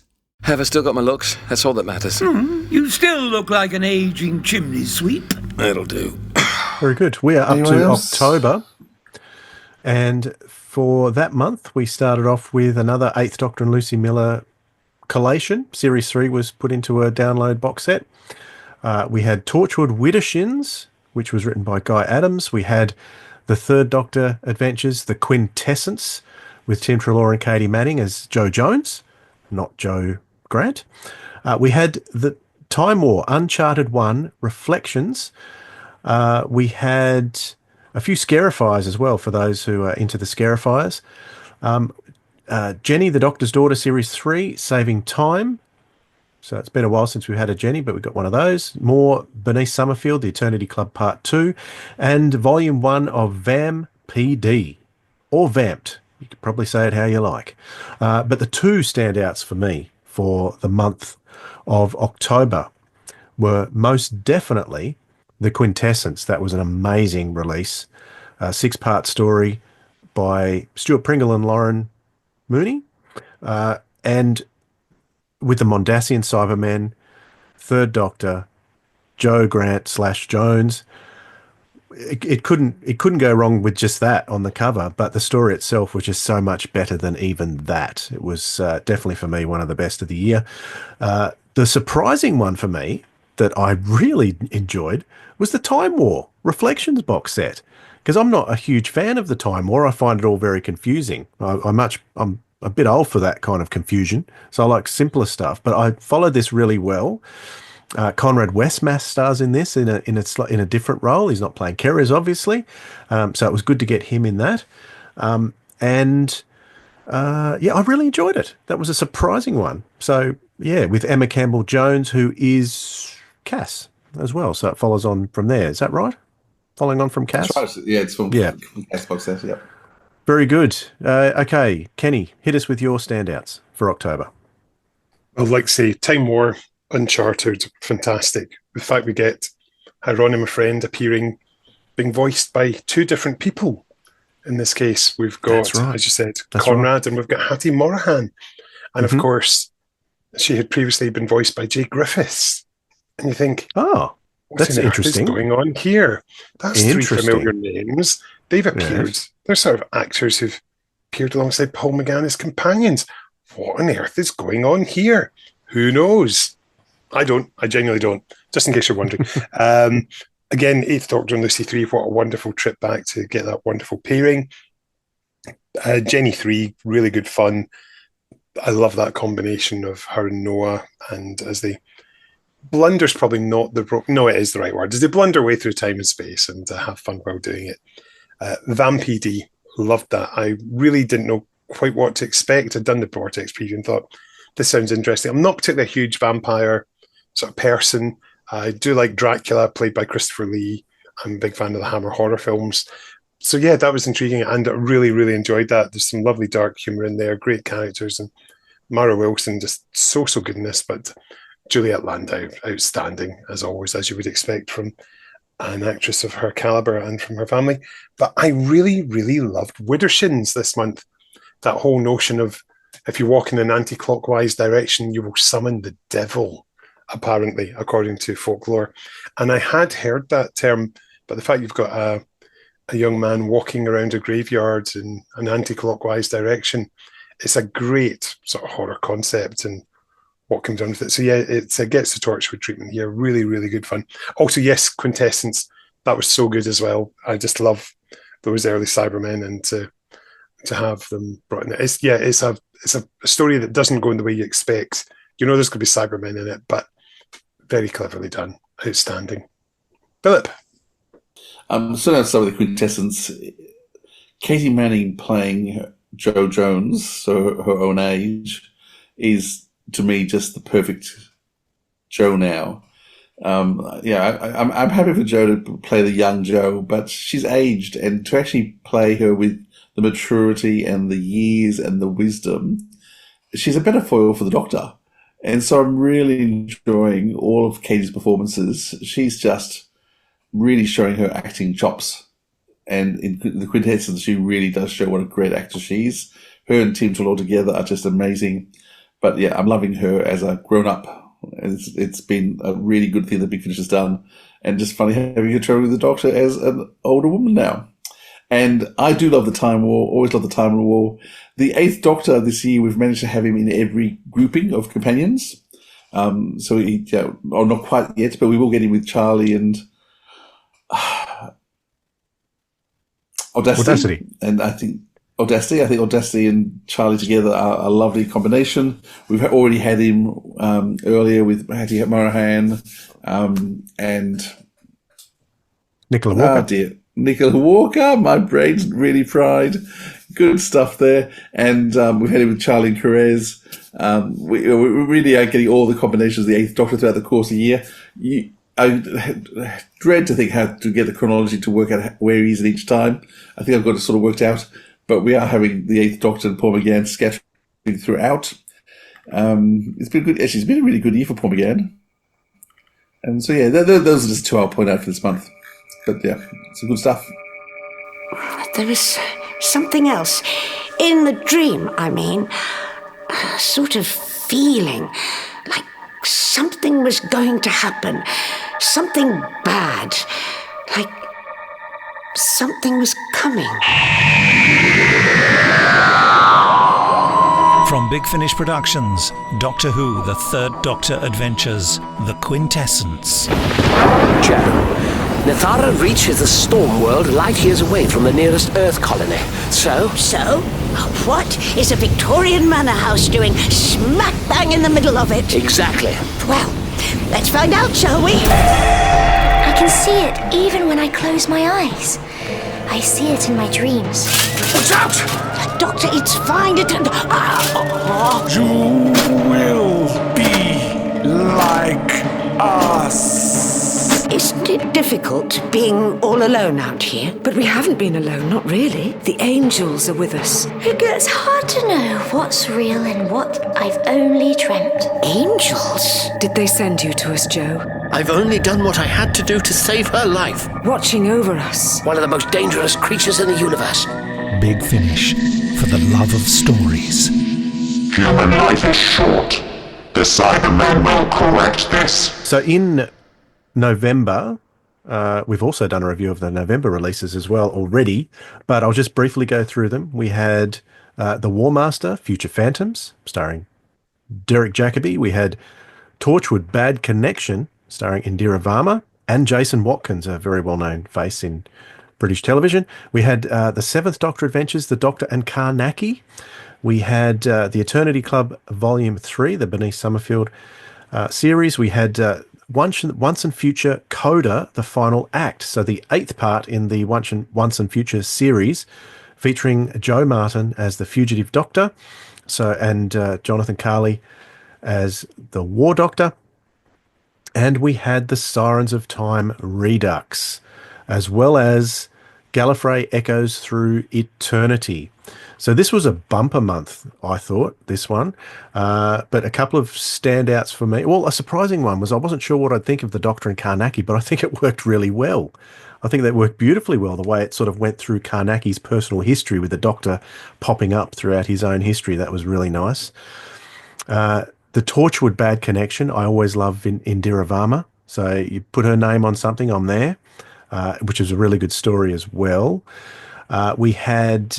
I was impressed with Joe Martin in Once and Future, the final act. So it gave us a good taste of what might come in the box set. I mean, the style may be different, who knows? But I enjoyed her in this, along with the Vord and Benny, the War Doctor. Who was the other character that was in there? Was it? There was one other character that's not on the cover. That's a regular. Let me just have a quick look. I've got to see now. Is it Vienna? Yes, Vienna pops up.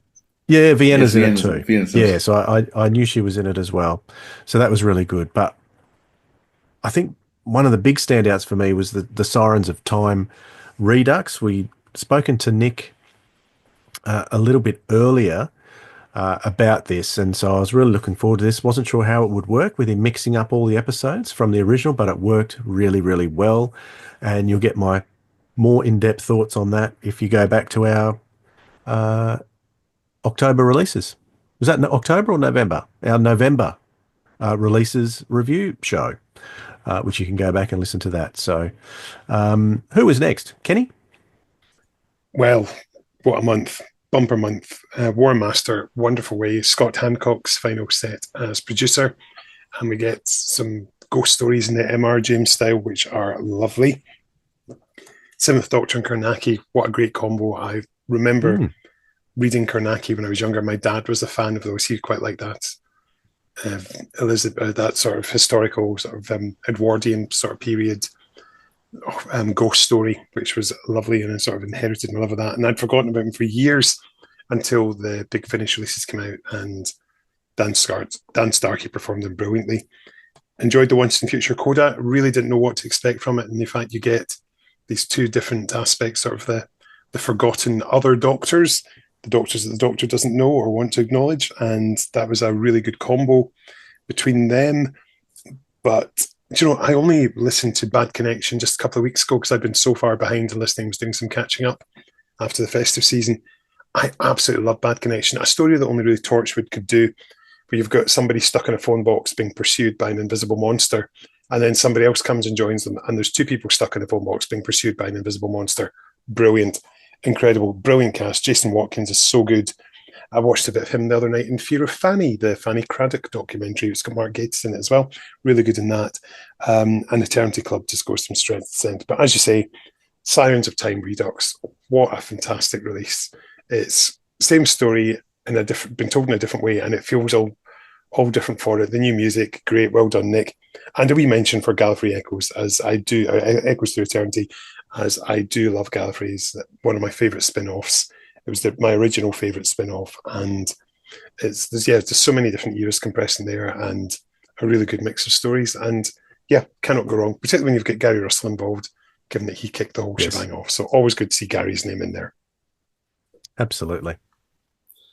Yep, I must admit I've now listened to Gallifrey Through Eternity. I hadn't listened to it when we did the podcast, but I have since, and it is excellent. And yeah, Gary's 2 stories in particular are amazing. I do think the Sirens of Time Redux was a huge hit. Music, particularly, I just loved the new music score, and it really worked. Except the episodes, I was surprised, but it really did work well. Future Doctor, whoever she happens to be, and I like the fact that they kept that very subtle, because lots of people, including myself, don't like the whole concept of her being a pre-Hartnell Doctor. I don't think it's possible. She's from a different dimension, which is fine. I can live with that, but she doesn't fit her out Doctor's timeline as far as I'm concerned. So I'm hoping Big Finish doesn't try and force it down our throats. The 7th Doctor, that older 7th Doctor, played by Sylvester, is just really charming, and I just love what he's doing with Kaneki. The ghost stories with Derek Jacobi were amazing, but for me the highlight was actually that 2-hander with Indira. The Torchwood story just stood out for me so much. It was just... Torchwood's getting a lot of love from you two this year. Yeah, there's always a lot of stunning stories with Torchwood, but this one was just... For the moment I had it on, I couldn't switch it off, because the story just drives you constantly. There's no let up. It's just one scene. And there was just nowhere to pause it. And so I think I was just engaged.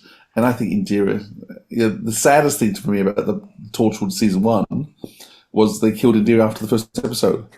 Because she's an amazing actress. She was and of course, they just so threw me because she was all the advertising, all the promos, all the posters, and then they killed her. I was like, Russell, what are you doing? And bring her back for these Torchwood shows have been marvellous, because she's such an interesting, complex character who you can't like, but you can't hate either. So I just love her stories.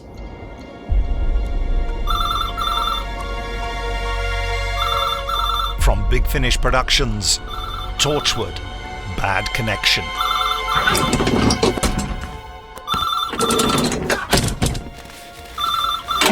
Hello, who is this? Don't hang up. I'm sorry? Red phone box on Penarth Pier. Oh, that's right. But why? Just listen. I need your help. Are you in trouble? No, you are. There's something outside. On the pier? It's dangerous. Please just stay on the line. My God! What is that? You see it now, don't you? I'm afraid it's really there. We don't have fanged giant insects at South Wales. If we did, well, they'd be on the news. Somebody's coming. Oh, Helen Hancock! Oh, God! Big Finish, for the love of stories. We're on the final month now, boys, before we give our top 5. In December, the first release was the Paternoster Gang, or the Paternoster Gang, Trespassers 3, No Place Like Home.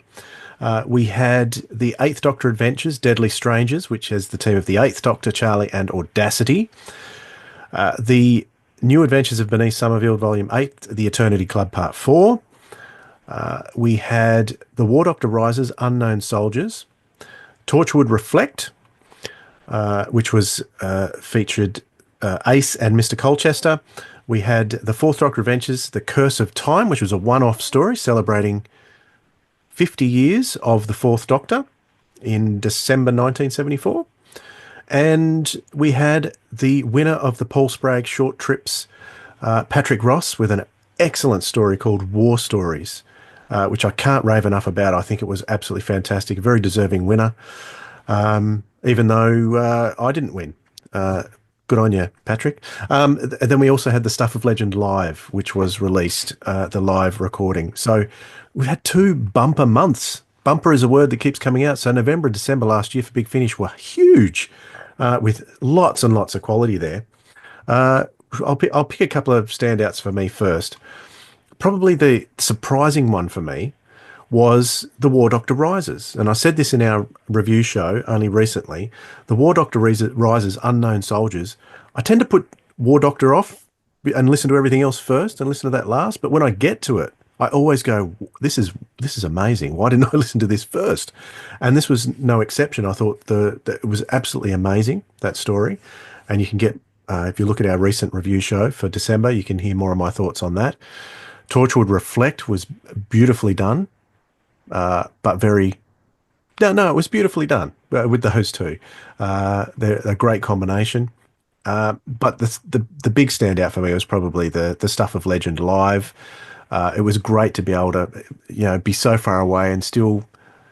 I would love to see a DVD version, but it was nice to be connected in that way and hear the audience reaction and be able to get to be part of it, at least in the audio sense as well. Even though we didn't get all the jokes because we didn't see them, some of them were visual, but it was really nice. I enjoyed it a lot more than I expected to, and it's my go-to for the Stuff of Legend will be the live one rather than the studio one. So that's just me. All right, Kenny, what about you? Well, it's so much to choose from. I mean, you summed up War Stories perfectly. It was brilliantly done with somebody writing like 2,000 plays in 6 months. Not even Tim Foley can do that. And it's so well done. It's just with the 12th Doctor and Bill. Curse of Time was lovely, just sort of finishing season 12, perhaps the way that it did feel slightly unfinished. Torchwood Reflect, again, going back to the ghost stories, M.R. James kind of feel with Ace and Mr. Colchester sitting down, telling each other stories, and having a hug, which was nice, much as St. John didn't want one. Eternity Club came to an end. Very, very nicely done, but I'll come back to that shortly. Really enjoyed Trespassers 3 as we discover that there is an intruder in the house, and who it is, in fact, that, yes, I'm not going to ruin the cliffhanger, but I very nearly did, but it's very, very good. Stuff of Legend live. I mean, you mentioned some of the visual stuff.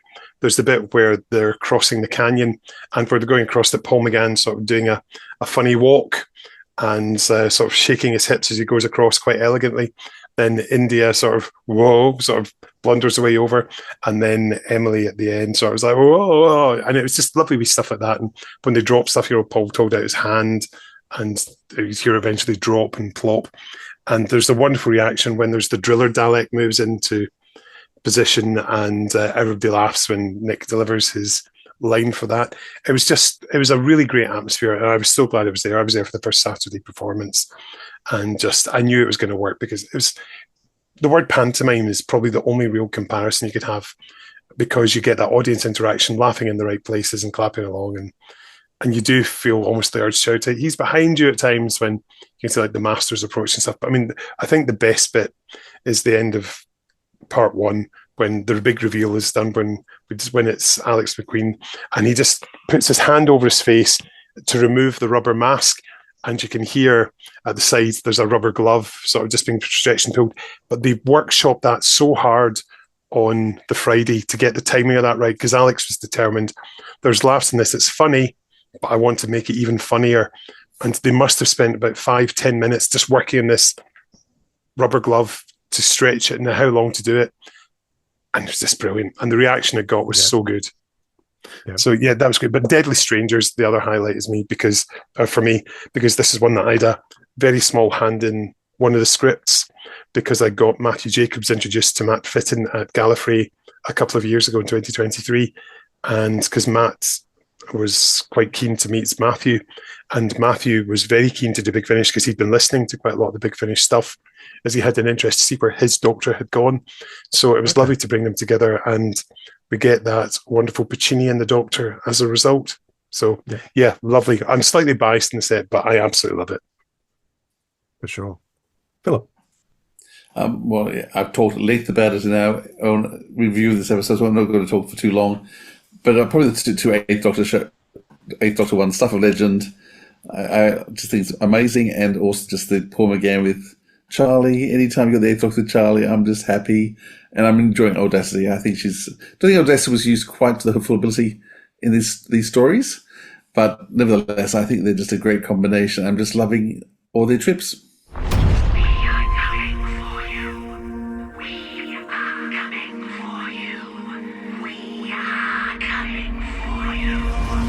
From Big Finish Productions, Bernice Summerfield, The Eternity Club, Sanctuary, and Liturgy of Death.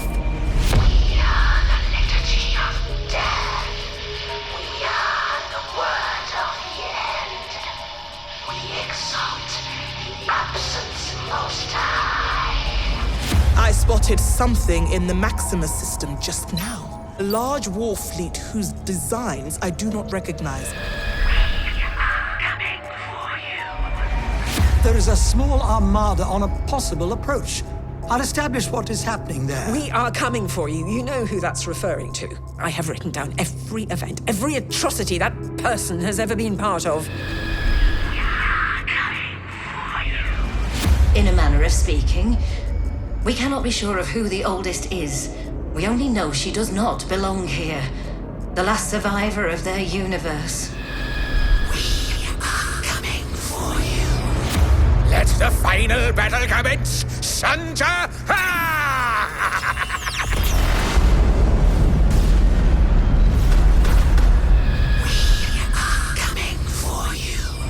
Look me in the eyes! Look me in the eyes right now and tell me you don't feel it. The fear. Reveal yourself.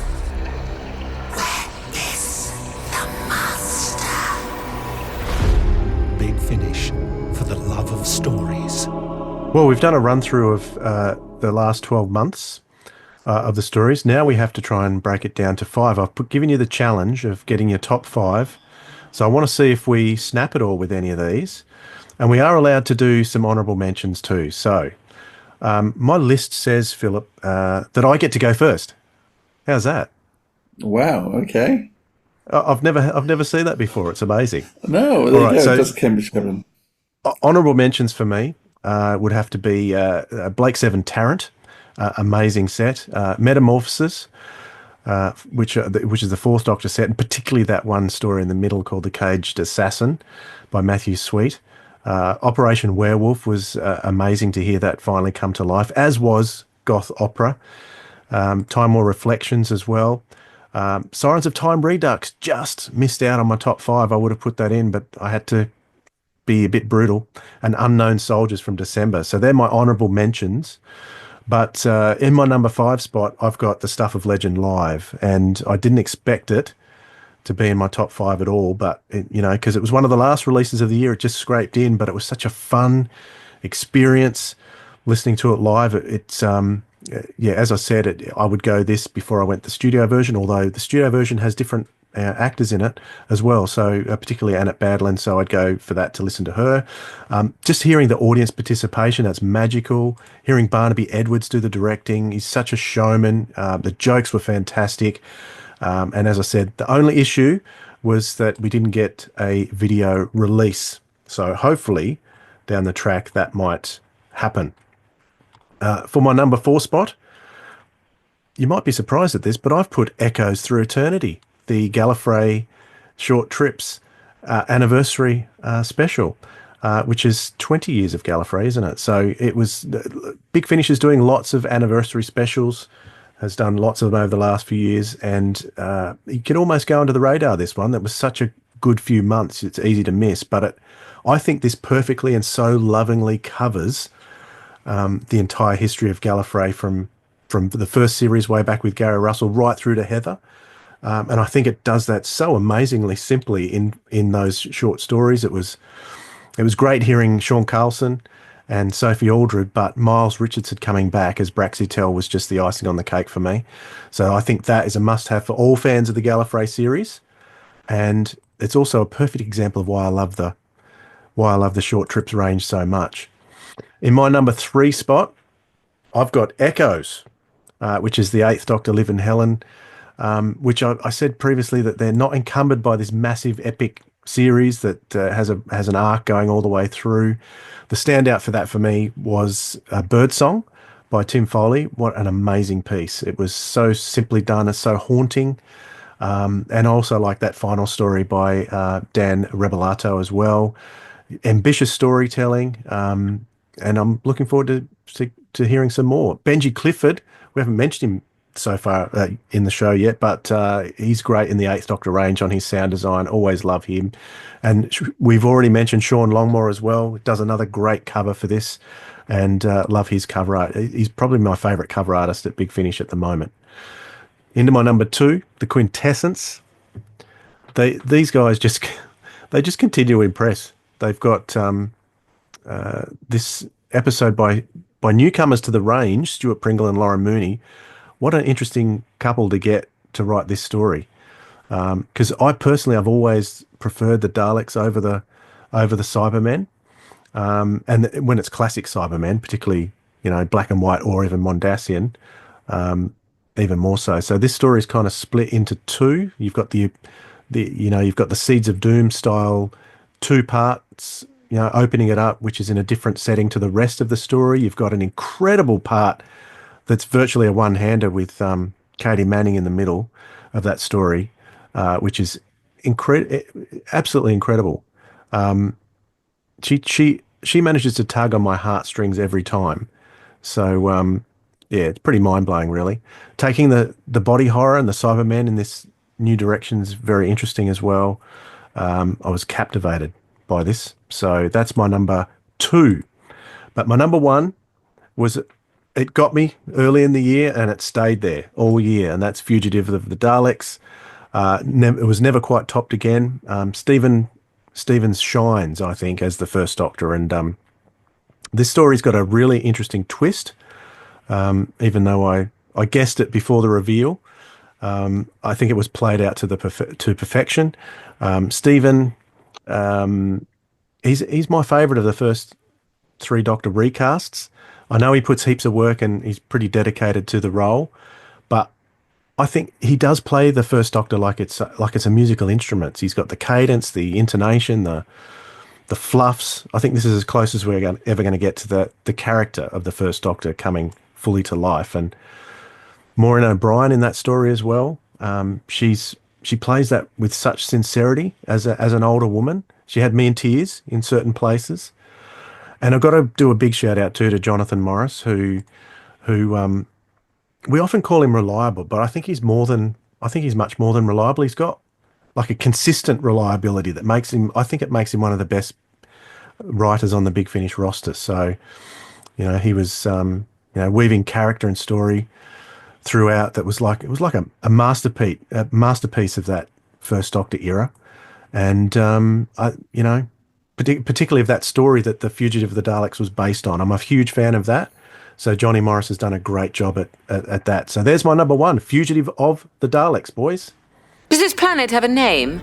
It may look like England, but the 3 moons suggest otherwise. From Big Finish Productions, Doctor Who, The 8th Doctor Adventures, Echoes. I'm the Doctor, this is Liv and Helen. You're a colonist then? That's the promise of the Charter, a new life returning to our roots.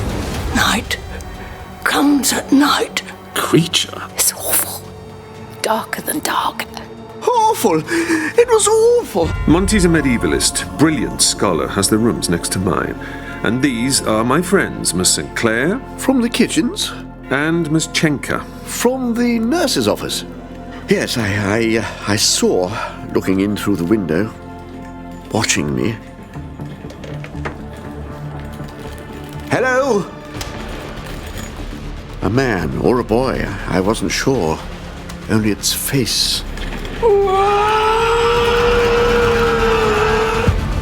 Its awful, hideous face. Like a paper lantern.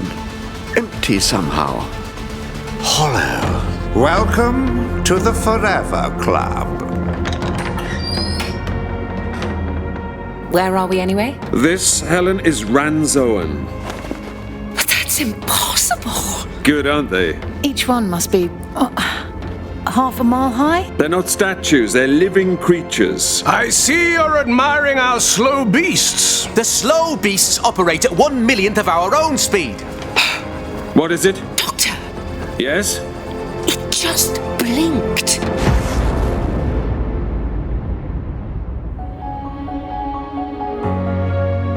Big Finish. For the love of stories. Who wants to go next? Okay, I'll jump in. We'll leave Kenny till last. Honourable mentions. Tarrant. I thought that was just loved having us there. The Torchwood Tube Strike has an honourable mention. I think that's the one that scared me the most. I also had the Quinn Dilemma. I thought what they did with Colin Baker and all these different time periods was just so funny and cleverly done. And having 4 Colin Bakers at the end, 4 Sixth Doctors, all dealing with each other, fighting with each other, working with each other was just great. And I've got the Sultans versus the Rushons Born to Die in there as an honourable mention as well. These are my top 5 that I came up with a few hours ago. I don't know whether I'd change them all now, having just talked through all these with you guys. But anyhow, this is what I had before we started the program, and it will keep shifting because it just does. But number 5, I had Storm of the Sea Devils. I love Tom Baker, love the Fourth Doctor. I think they did the Sea Devils in such a clever way. They just allowed the characterization of the Sea Devils, their motivation, their humanist is the wrong word. Their Sea Devils, they weren't just shallow monsters. They had depth to them. They had character to them. They had a real understanding of what they were on about. And Naomi and Harry work so well together. That spice, just that opening scene in the airport, and it was like a James Bond for the first episode, and it kept getting more complex. But the setting, the oligarch billionaire, they're typical at the moment. It just really spoke to me. So that was my number 5. For number 4, I had goth opera. Just once again, I think this is what Dwayne said earlier. Usually the books are very hard to set up and make work as a story. They did give us an extra 2 episodes, which I think helped a lot because it became 6 parts, I'm pretty sure. It was certainly an extra disc, and that allowed for a lot more story to happen. Really well handled. I've got the book. I'm not sure I've ever read the book, but this just worked brilliantly as a Doctor Who story. So goth opera, a lot of deep and adult themes there. My number 3, Fugitive of the Daleks. Maureen O'Brien was just wonderful to have back, and once again doing allowing the characters to get older, like they did with Jo Jones later. It just allows you to go further. There was so much humor in this. There was so much pathos in this. Stephen Noonan, even though he won't come on our podcast, was just wonderful. And just really loved his performance. I would really love to talk to him about how he prepares and does all that. And he knows that. And I'm still waiting for him to come. Stephen Noonan, just come on our podcast for goodness sake and stop farting around. Wonderful story. And I've already got into the Peter Purves one this year and loving that as well. So we need more First Doctor. I think it was only this and the 3 Doctors story, which wasn't the 3 Doctors. Missing the First Doctor. I think it's a great range. Number 2, Sontarans versus the Rutons, the Giant's Causeway. So this was the one that kicked it all off. Just having Charlie and Kara's back, it was just like a warm pair of comfy slippers that went on. And they used Perez in a really clever way. He was a proper character. They had a real reason to use him in terms of the Rutons, part of the integrity of the whole plot. The soundscape was amazing. The pace at which it moved was just wonderful. And it kicked off the whole 4. I mean, everything in the box set, this would have been my number 1, the whole box set. So I also gave an honorable mention to the 6th Doctor story with Charlie as well. But all 4 stories were great. And for number 1, I have Operation Werewolf. It really surprised me. I wasn't expecting it to be Operation Werewolf. It's unusual. I'm not usually impressed by the Lost stories. This had all the charm of the 60s stories. It felt a bit like the Avengers. You had the fact you had this bizarre technology created in the 40s, which shouldn't exist. That was very Avengers to me. I loved the fact you had all the different accents people were about to do. It was epic. You had all France invade. You had England happening. You had complex characters, some moustache twirling villains, which were over the top, but were still funny because of it. It just had bits of everything. And Wendy Padbury, Fraser Hines, and Michael Troughton, the 3 of them just gave superb performances. They lifted the rest of the cast up. I guess partly too, I talked to Fraser a lot about this while he was out here, and he has some very funny stories to tell about some of the cast, which I won't repeat, but everything in this just worked for me, and I love the wars.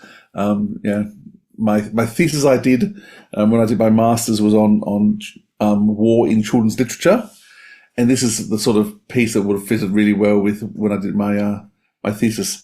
So everything about this I just enjoyed. So yeah, my number 1, Operation Werewolf. So my top 5. Where are we, Doctor? Exactly where we're meant to be, Jamie. Normandy 1066. They didn't have many railways in William the Conqueror's day, did they, Doctor? No. Right place. Wrong time. From Big Finish Productions, Doctor Who, The Lost Stories, Operation Werewolf. What's that? I think I know. Aeroplane. What are those things lighting it up? Searchlights, Jamie. Someone's shooting at it. Oh, dear. Well, that rules out the 19th century. Yes, sir. Sir Aubrey, the radio room has just picked up a call from the resistance group in Normandy. They say they've found the Doctor. The Doctor? Who are you? And what are you doing here? I'm Jamie McCrimmon. I'm Zoe Harriet. We just arrived. In Normandy? They're headed this way. I'll try to draw them off. Papa. Look after my daughter. Oh, hello. All right, we wouldn't want him to die before the Commandant had a chance to question him. I am Hauptsturmführer Leni Bruckner, aide de camp to Gruppenführer Schneider. We have been expecting you, Herr Doctor. So, this is a police box. The doctor will have the key. Fascinating. How are our two guests? They know too much. Though we interrogate them, force the truth out of them. If they are spies, I will happily kill them myself. You're members of the resistance, aren't you? Well done. 3, 2, 1, and activate! You mean these two cabinets A are... means of instantaneous meta transmission. You, Professor Hans Richter, have mastered teleportation.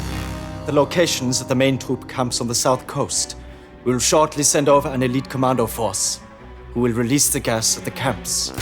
What is it? It's poisonous gas. What about gas masks? We don't have any. The troops will then fall under our control. I am loyal to the Third Reich. Heil Hitler. Heil Hitler. The gas and lunar light will turn the Allied poodles into Nazi wolves. Hence the name of this plan, Operation Werewolf. Big Finish, for the love of stories. Kenny.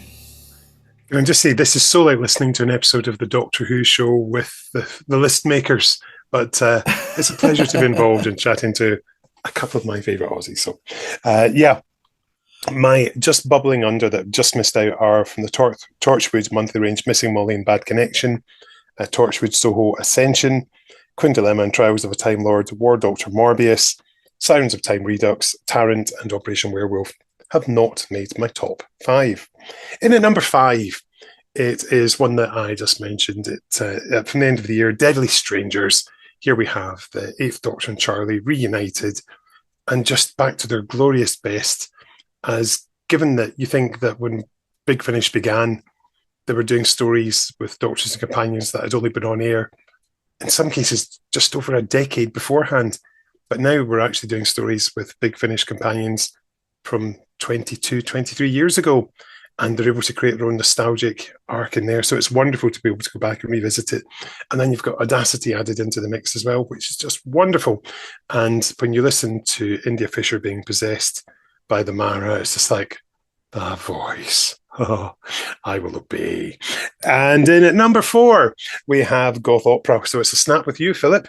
I absolutely love the novels, and I've been rereading quite a few of the Missing Adventures of late. In fact, there's one for the YouTube viewers to be able to see, and I'm holding up a copy of Killing Ground by Steve Lyons, which has got the 6th Doctor and Cybermen, and Alistair Pearson, the artist. Sorry, Grant Markham as the companion on the cover. So I've been enjoying those. So Goth Opera was a real pleasure to reread the book and then go and do the audio. So that is fantastic for me. And number 3, I've cheated a little because it is one story, but it's a story over 4 discs in 8 parts. It's The Eternity Club, as we go back to Bernice Summerfield. And here we've got her with her new friends. We've got Draconian, we've got Sontaran, we've got a Dravin, a Tree, and many others. And it's just wonderful. There's so much humour in there while Benny gets on to explore and just shows just why she's the original and the best in terms of wonderful archaeologist in the Doctor's life. Absolutely love her. And Lisa is obviously an emotional one for her coming back to play Benny, as you touched on earlier, given that she lost her partner in real life in David Warner and her doctor as well. So it's a wonderful series. It builds up to a fantastic climax with who is the oldest member? And yeah, just what happens at the end of episode 8 is just, and I cannot wait for that to be resolved. So stay tuned for later this year. And at number 2, I've got another snap, and it's with you, Philip, again, with Sontarans versus Rutans, Giants, Causeway. I've always been a big fan of Kera's, and I thought that back in the day, he didn't always get the best sort of material that he perhaps could have, and indeed should have. And because you've got Lizzie Hopley, somebody who knows Conrad, and indeed somebody who acted alongside him when they did Terra Firma, and she played, of course, the Doctor's companion, who we've all forgotten, and she was just wonderful. I just think it's a wonderful script, lots going on, brilliant ideas about the imagery of Rutans embedding themselves into the Giant's Causeway itself in terms of their breeding process. So brilliant, such a good release, and it does build up nicely. And again, it's that lovely nostalgic feeling of the Doctor and Charlie, but with Kera's this time. So I really would hope there'll be more. And I mean, who knows? Rutans versus Sontarans, anyone? I'll go for a rematch further down the line, please. Stay tuned, we shall see. I hope Mr. Dorney is listening. And then at number 1 for me, it's the Stuff of Legend live. It was a fantastic weekend. I love being away. I got to spend time with Paul, got to catch up with him, seeing India, who we've been pals for 23, 24 years. Our birthdays are just a few months apart.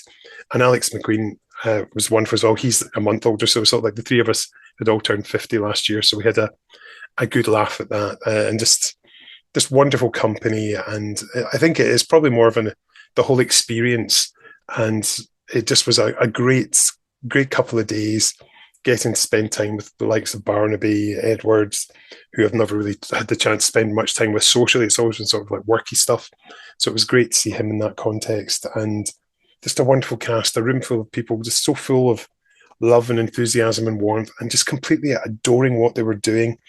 And I was only down to observe, really, and get a few sort of interviews, but ended up having to actually do interviews for the video material that was released to accompany it, which was great. I was asked to go out and sort of, Kenny, you know Alex quite well, don't you? He's like, yeah, okay, you can do an interview with him. So you get and just when he gets through the hello you, and just wonderful, he's superb. In fact, I actually sent him a box of Scottish goodies, and he sent me a lovely little message the other day. I don't know what he thinks of haggis, though. His dad's Scottish, another half Scottish on his father's side. So yeah, but for me, Stuff of Legend live, brilliant. I've got the programme signed there. I've even got the poster of it. I bought a frame for it. I don't normally buy posters and get them framed, but it's on my wall above my monitor here, and it just looks wonderful. So Saturday, the 14th of September 2024 is a day that will forever be etched into my heart as a wonderful time, and got to meet lovely people, and it was just a blast. Everyone sitting comfortably? Then let's begin.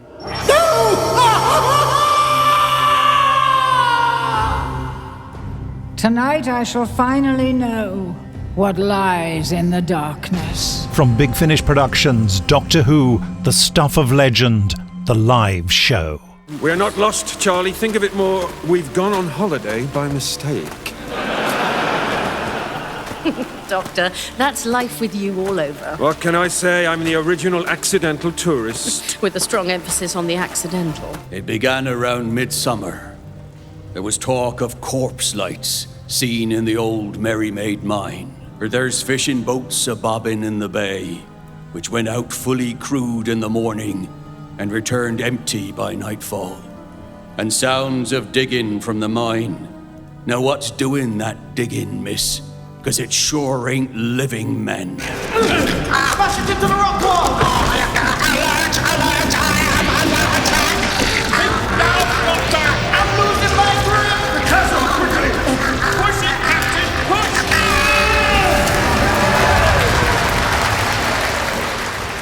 Something's coming! There, by the beard of St. Piran. It's like St. Elmo's fire. Ignis Fatuus! Don't be afraid. It's quite friendly. How dare you! Friendly? It's possible I've summoned the wrong one. The wrong one? Identify yourself! I am the Master, and I demand to see your line manager. Watch your feet, gentlemen. Rail tracks. If we're lucky, they might lead to To a mine cart. Missed! What's the matter? Vision impaired? Want this thing go any faster? I have a feeling it's about to. Heads down! What do you mean? Big Finish, for the love of stories. And now, for an encore, Zagreus. Well, boys, we got to the end. We got to the end and we got our top fives out. So, Stuff of Legend for Kenny. What was yours again, Philip? Oh, Werewolf. Operation Werewolf. And mine was Fugitive of the Daleks. So I think a good selection of number ones there. So, and a great year, 2024. There was some great stuff out there. And as I said, I've still got some to catch up on because I was too busy driving and talking to my wife. Hey, Again, what can I do? Why? What can I do? Aren't wives meant to talk at us? We're not meant to talk back. Having headphones and listening to Doctor Who sounds perfect. Yeah. Well, that will do us because we've been recommending stories the whole time we've been on this episode. So we won't recommend any more. Go for our top fives to start with and then continue on from there. Kenny, thank you so much for joining us. I like this little annual catch-up we get to do. It's good fun. It definitely is. I'm always delighted, whenever you say, hey, do you want to come on when I get the WhatsApp through? And you know that I will always make time for you guys. If you ever want me, you know where I am. Thanks, Kenny. Thanks, Kenny. And thank you, Philip. It's been fun doing this with you too. It has, and happy 5th anniversary again, Dwayne. Well done, and thanks for starting this all off. Yeah, my pleasure. It's been lots of fun. All right, that's it for this installment. Until next time, catch you later. Bye, everyone. Bye-bye. This has been the Sirens of Audio with our Big Finish 2024 review with your hosts Kenny Smith, Philip Edney and Dwayne Bunny. Theme music by Joe Kramer. Catch up with all the latest info, including news on our live events at sirensofaudio.com. Got some feedback? Send your email to sirensofaudio@gmail.com, or you can find us on all our social media at Audio Sirens. Thanks for listening, audiophiles. We'll hear you next time.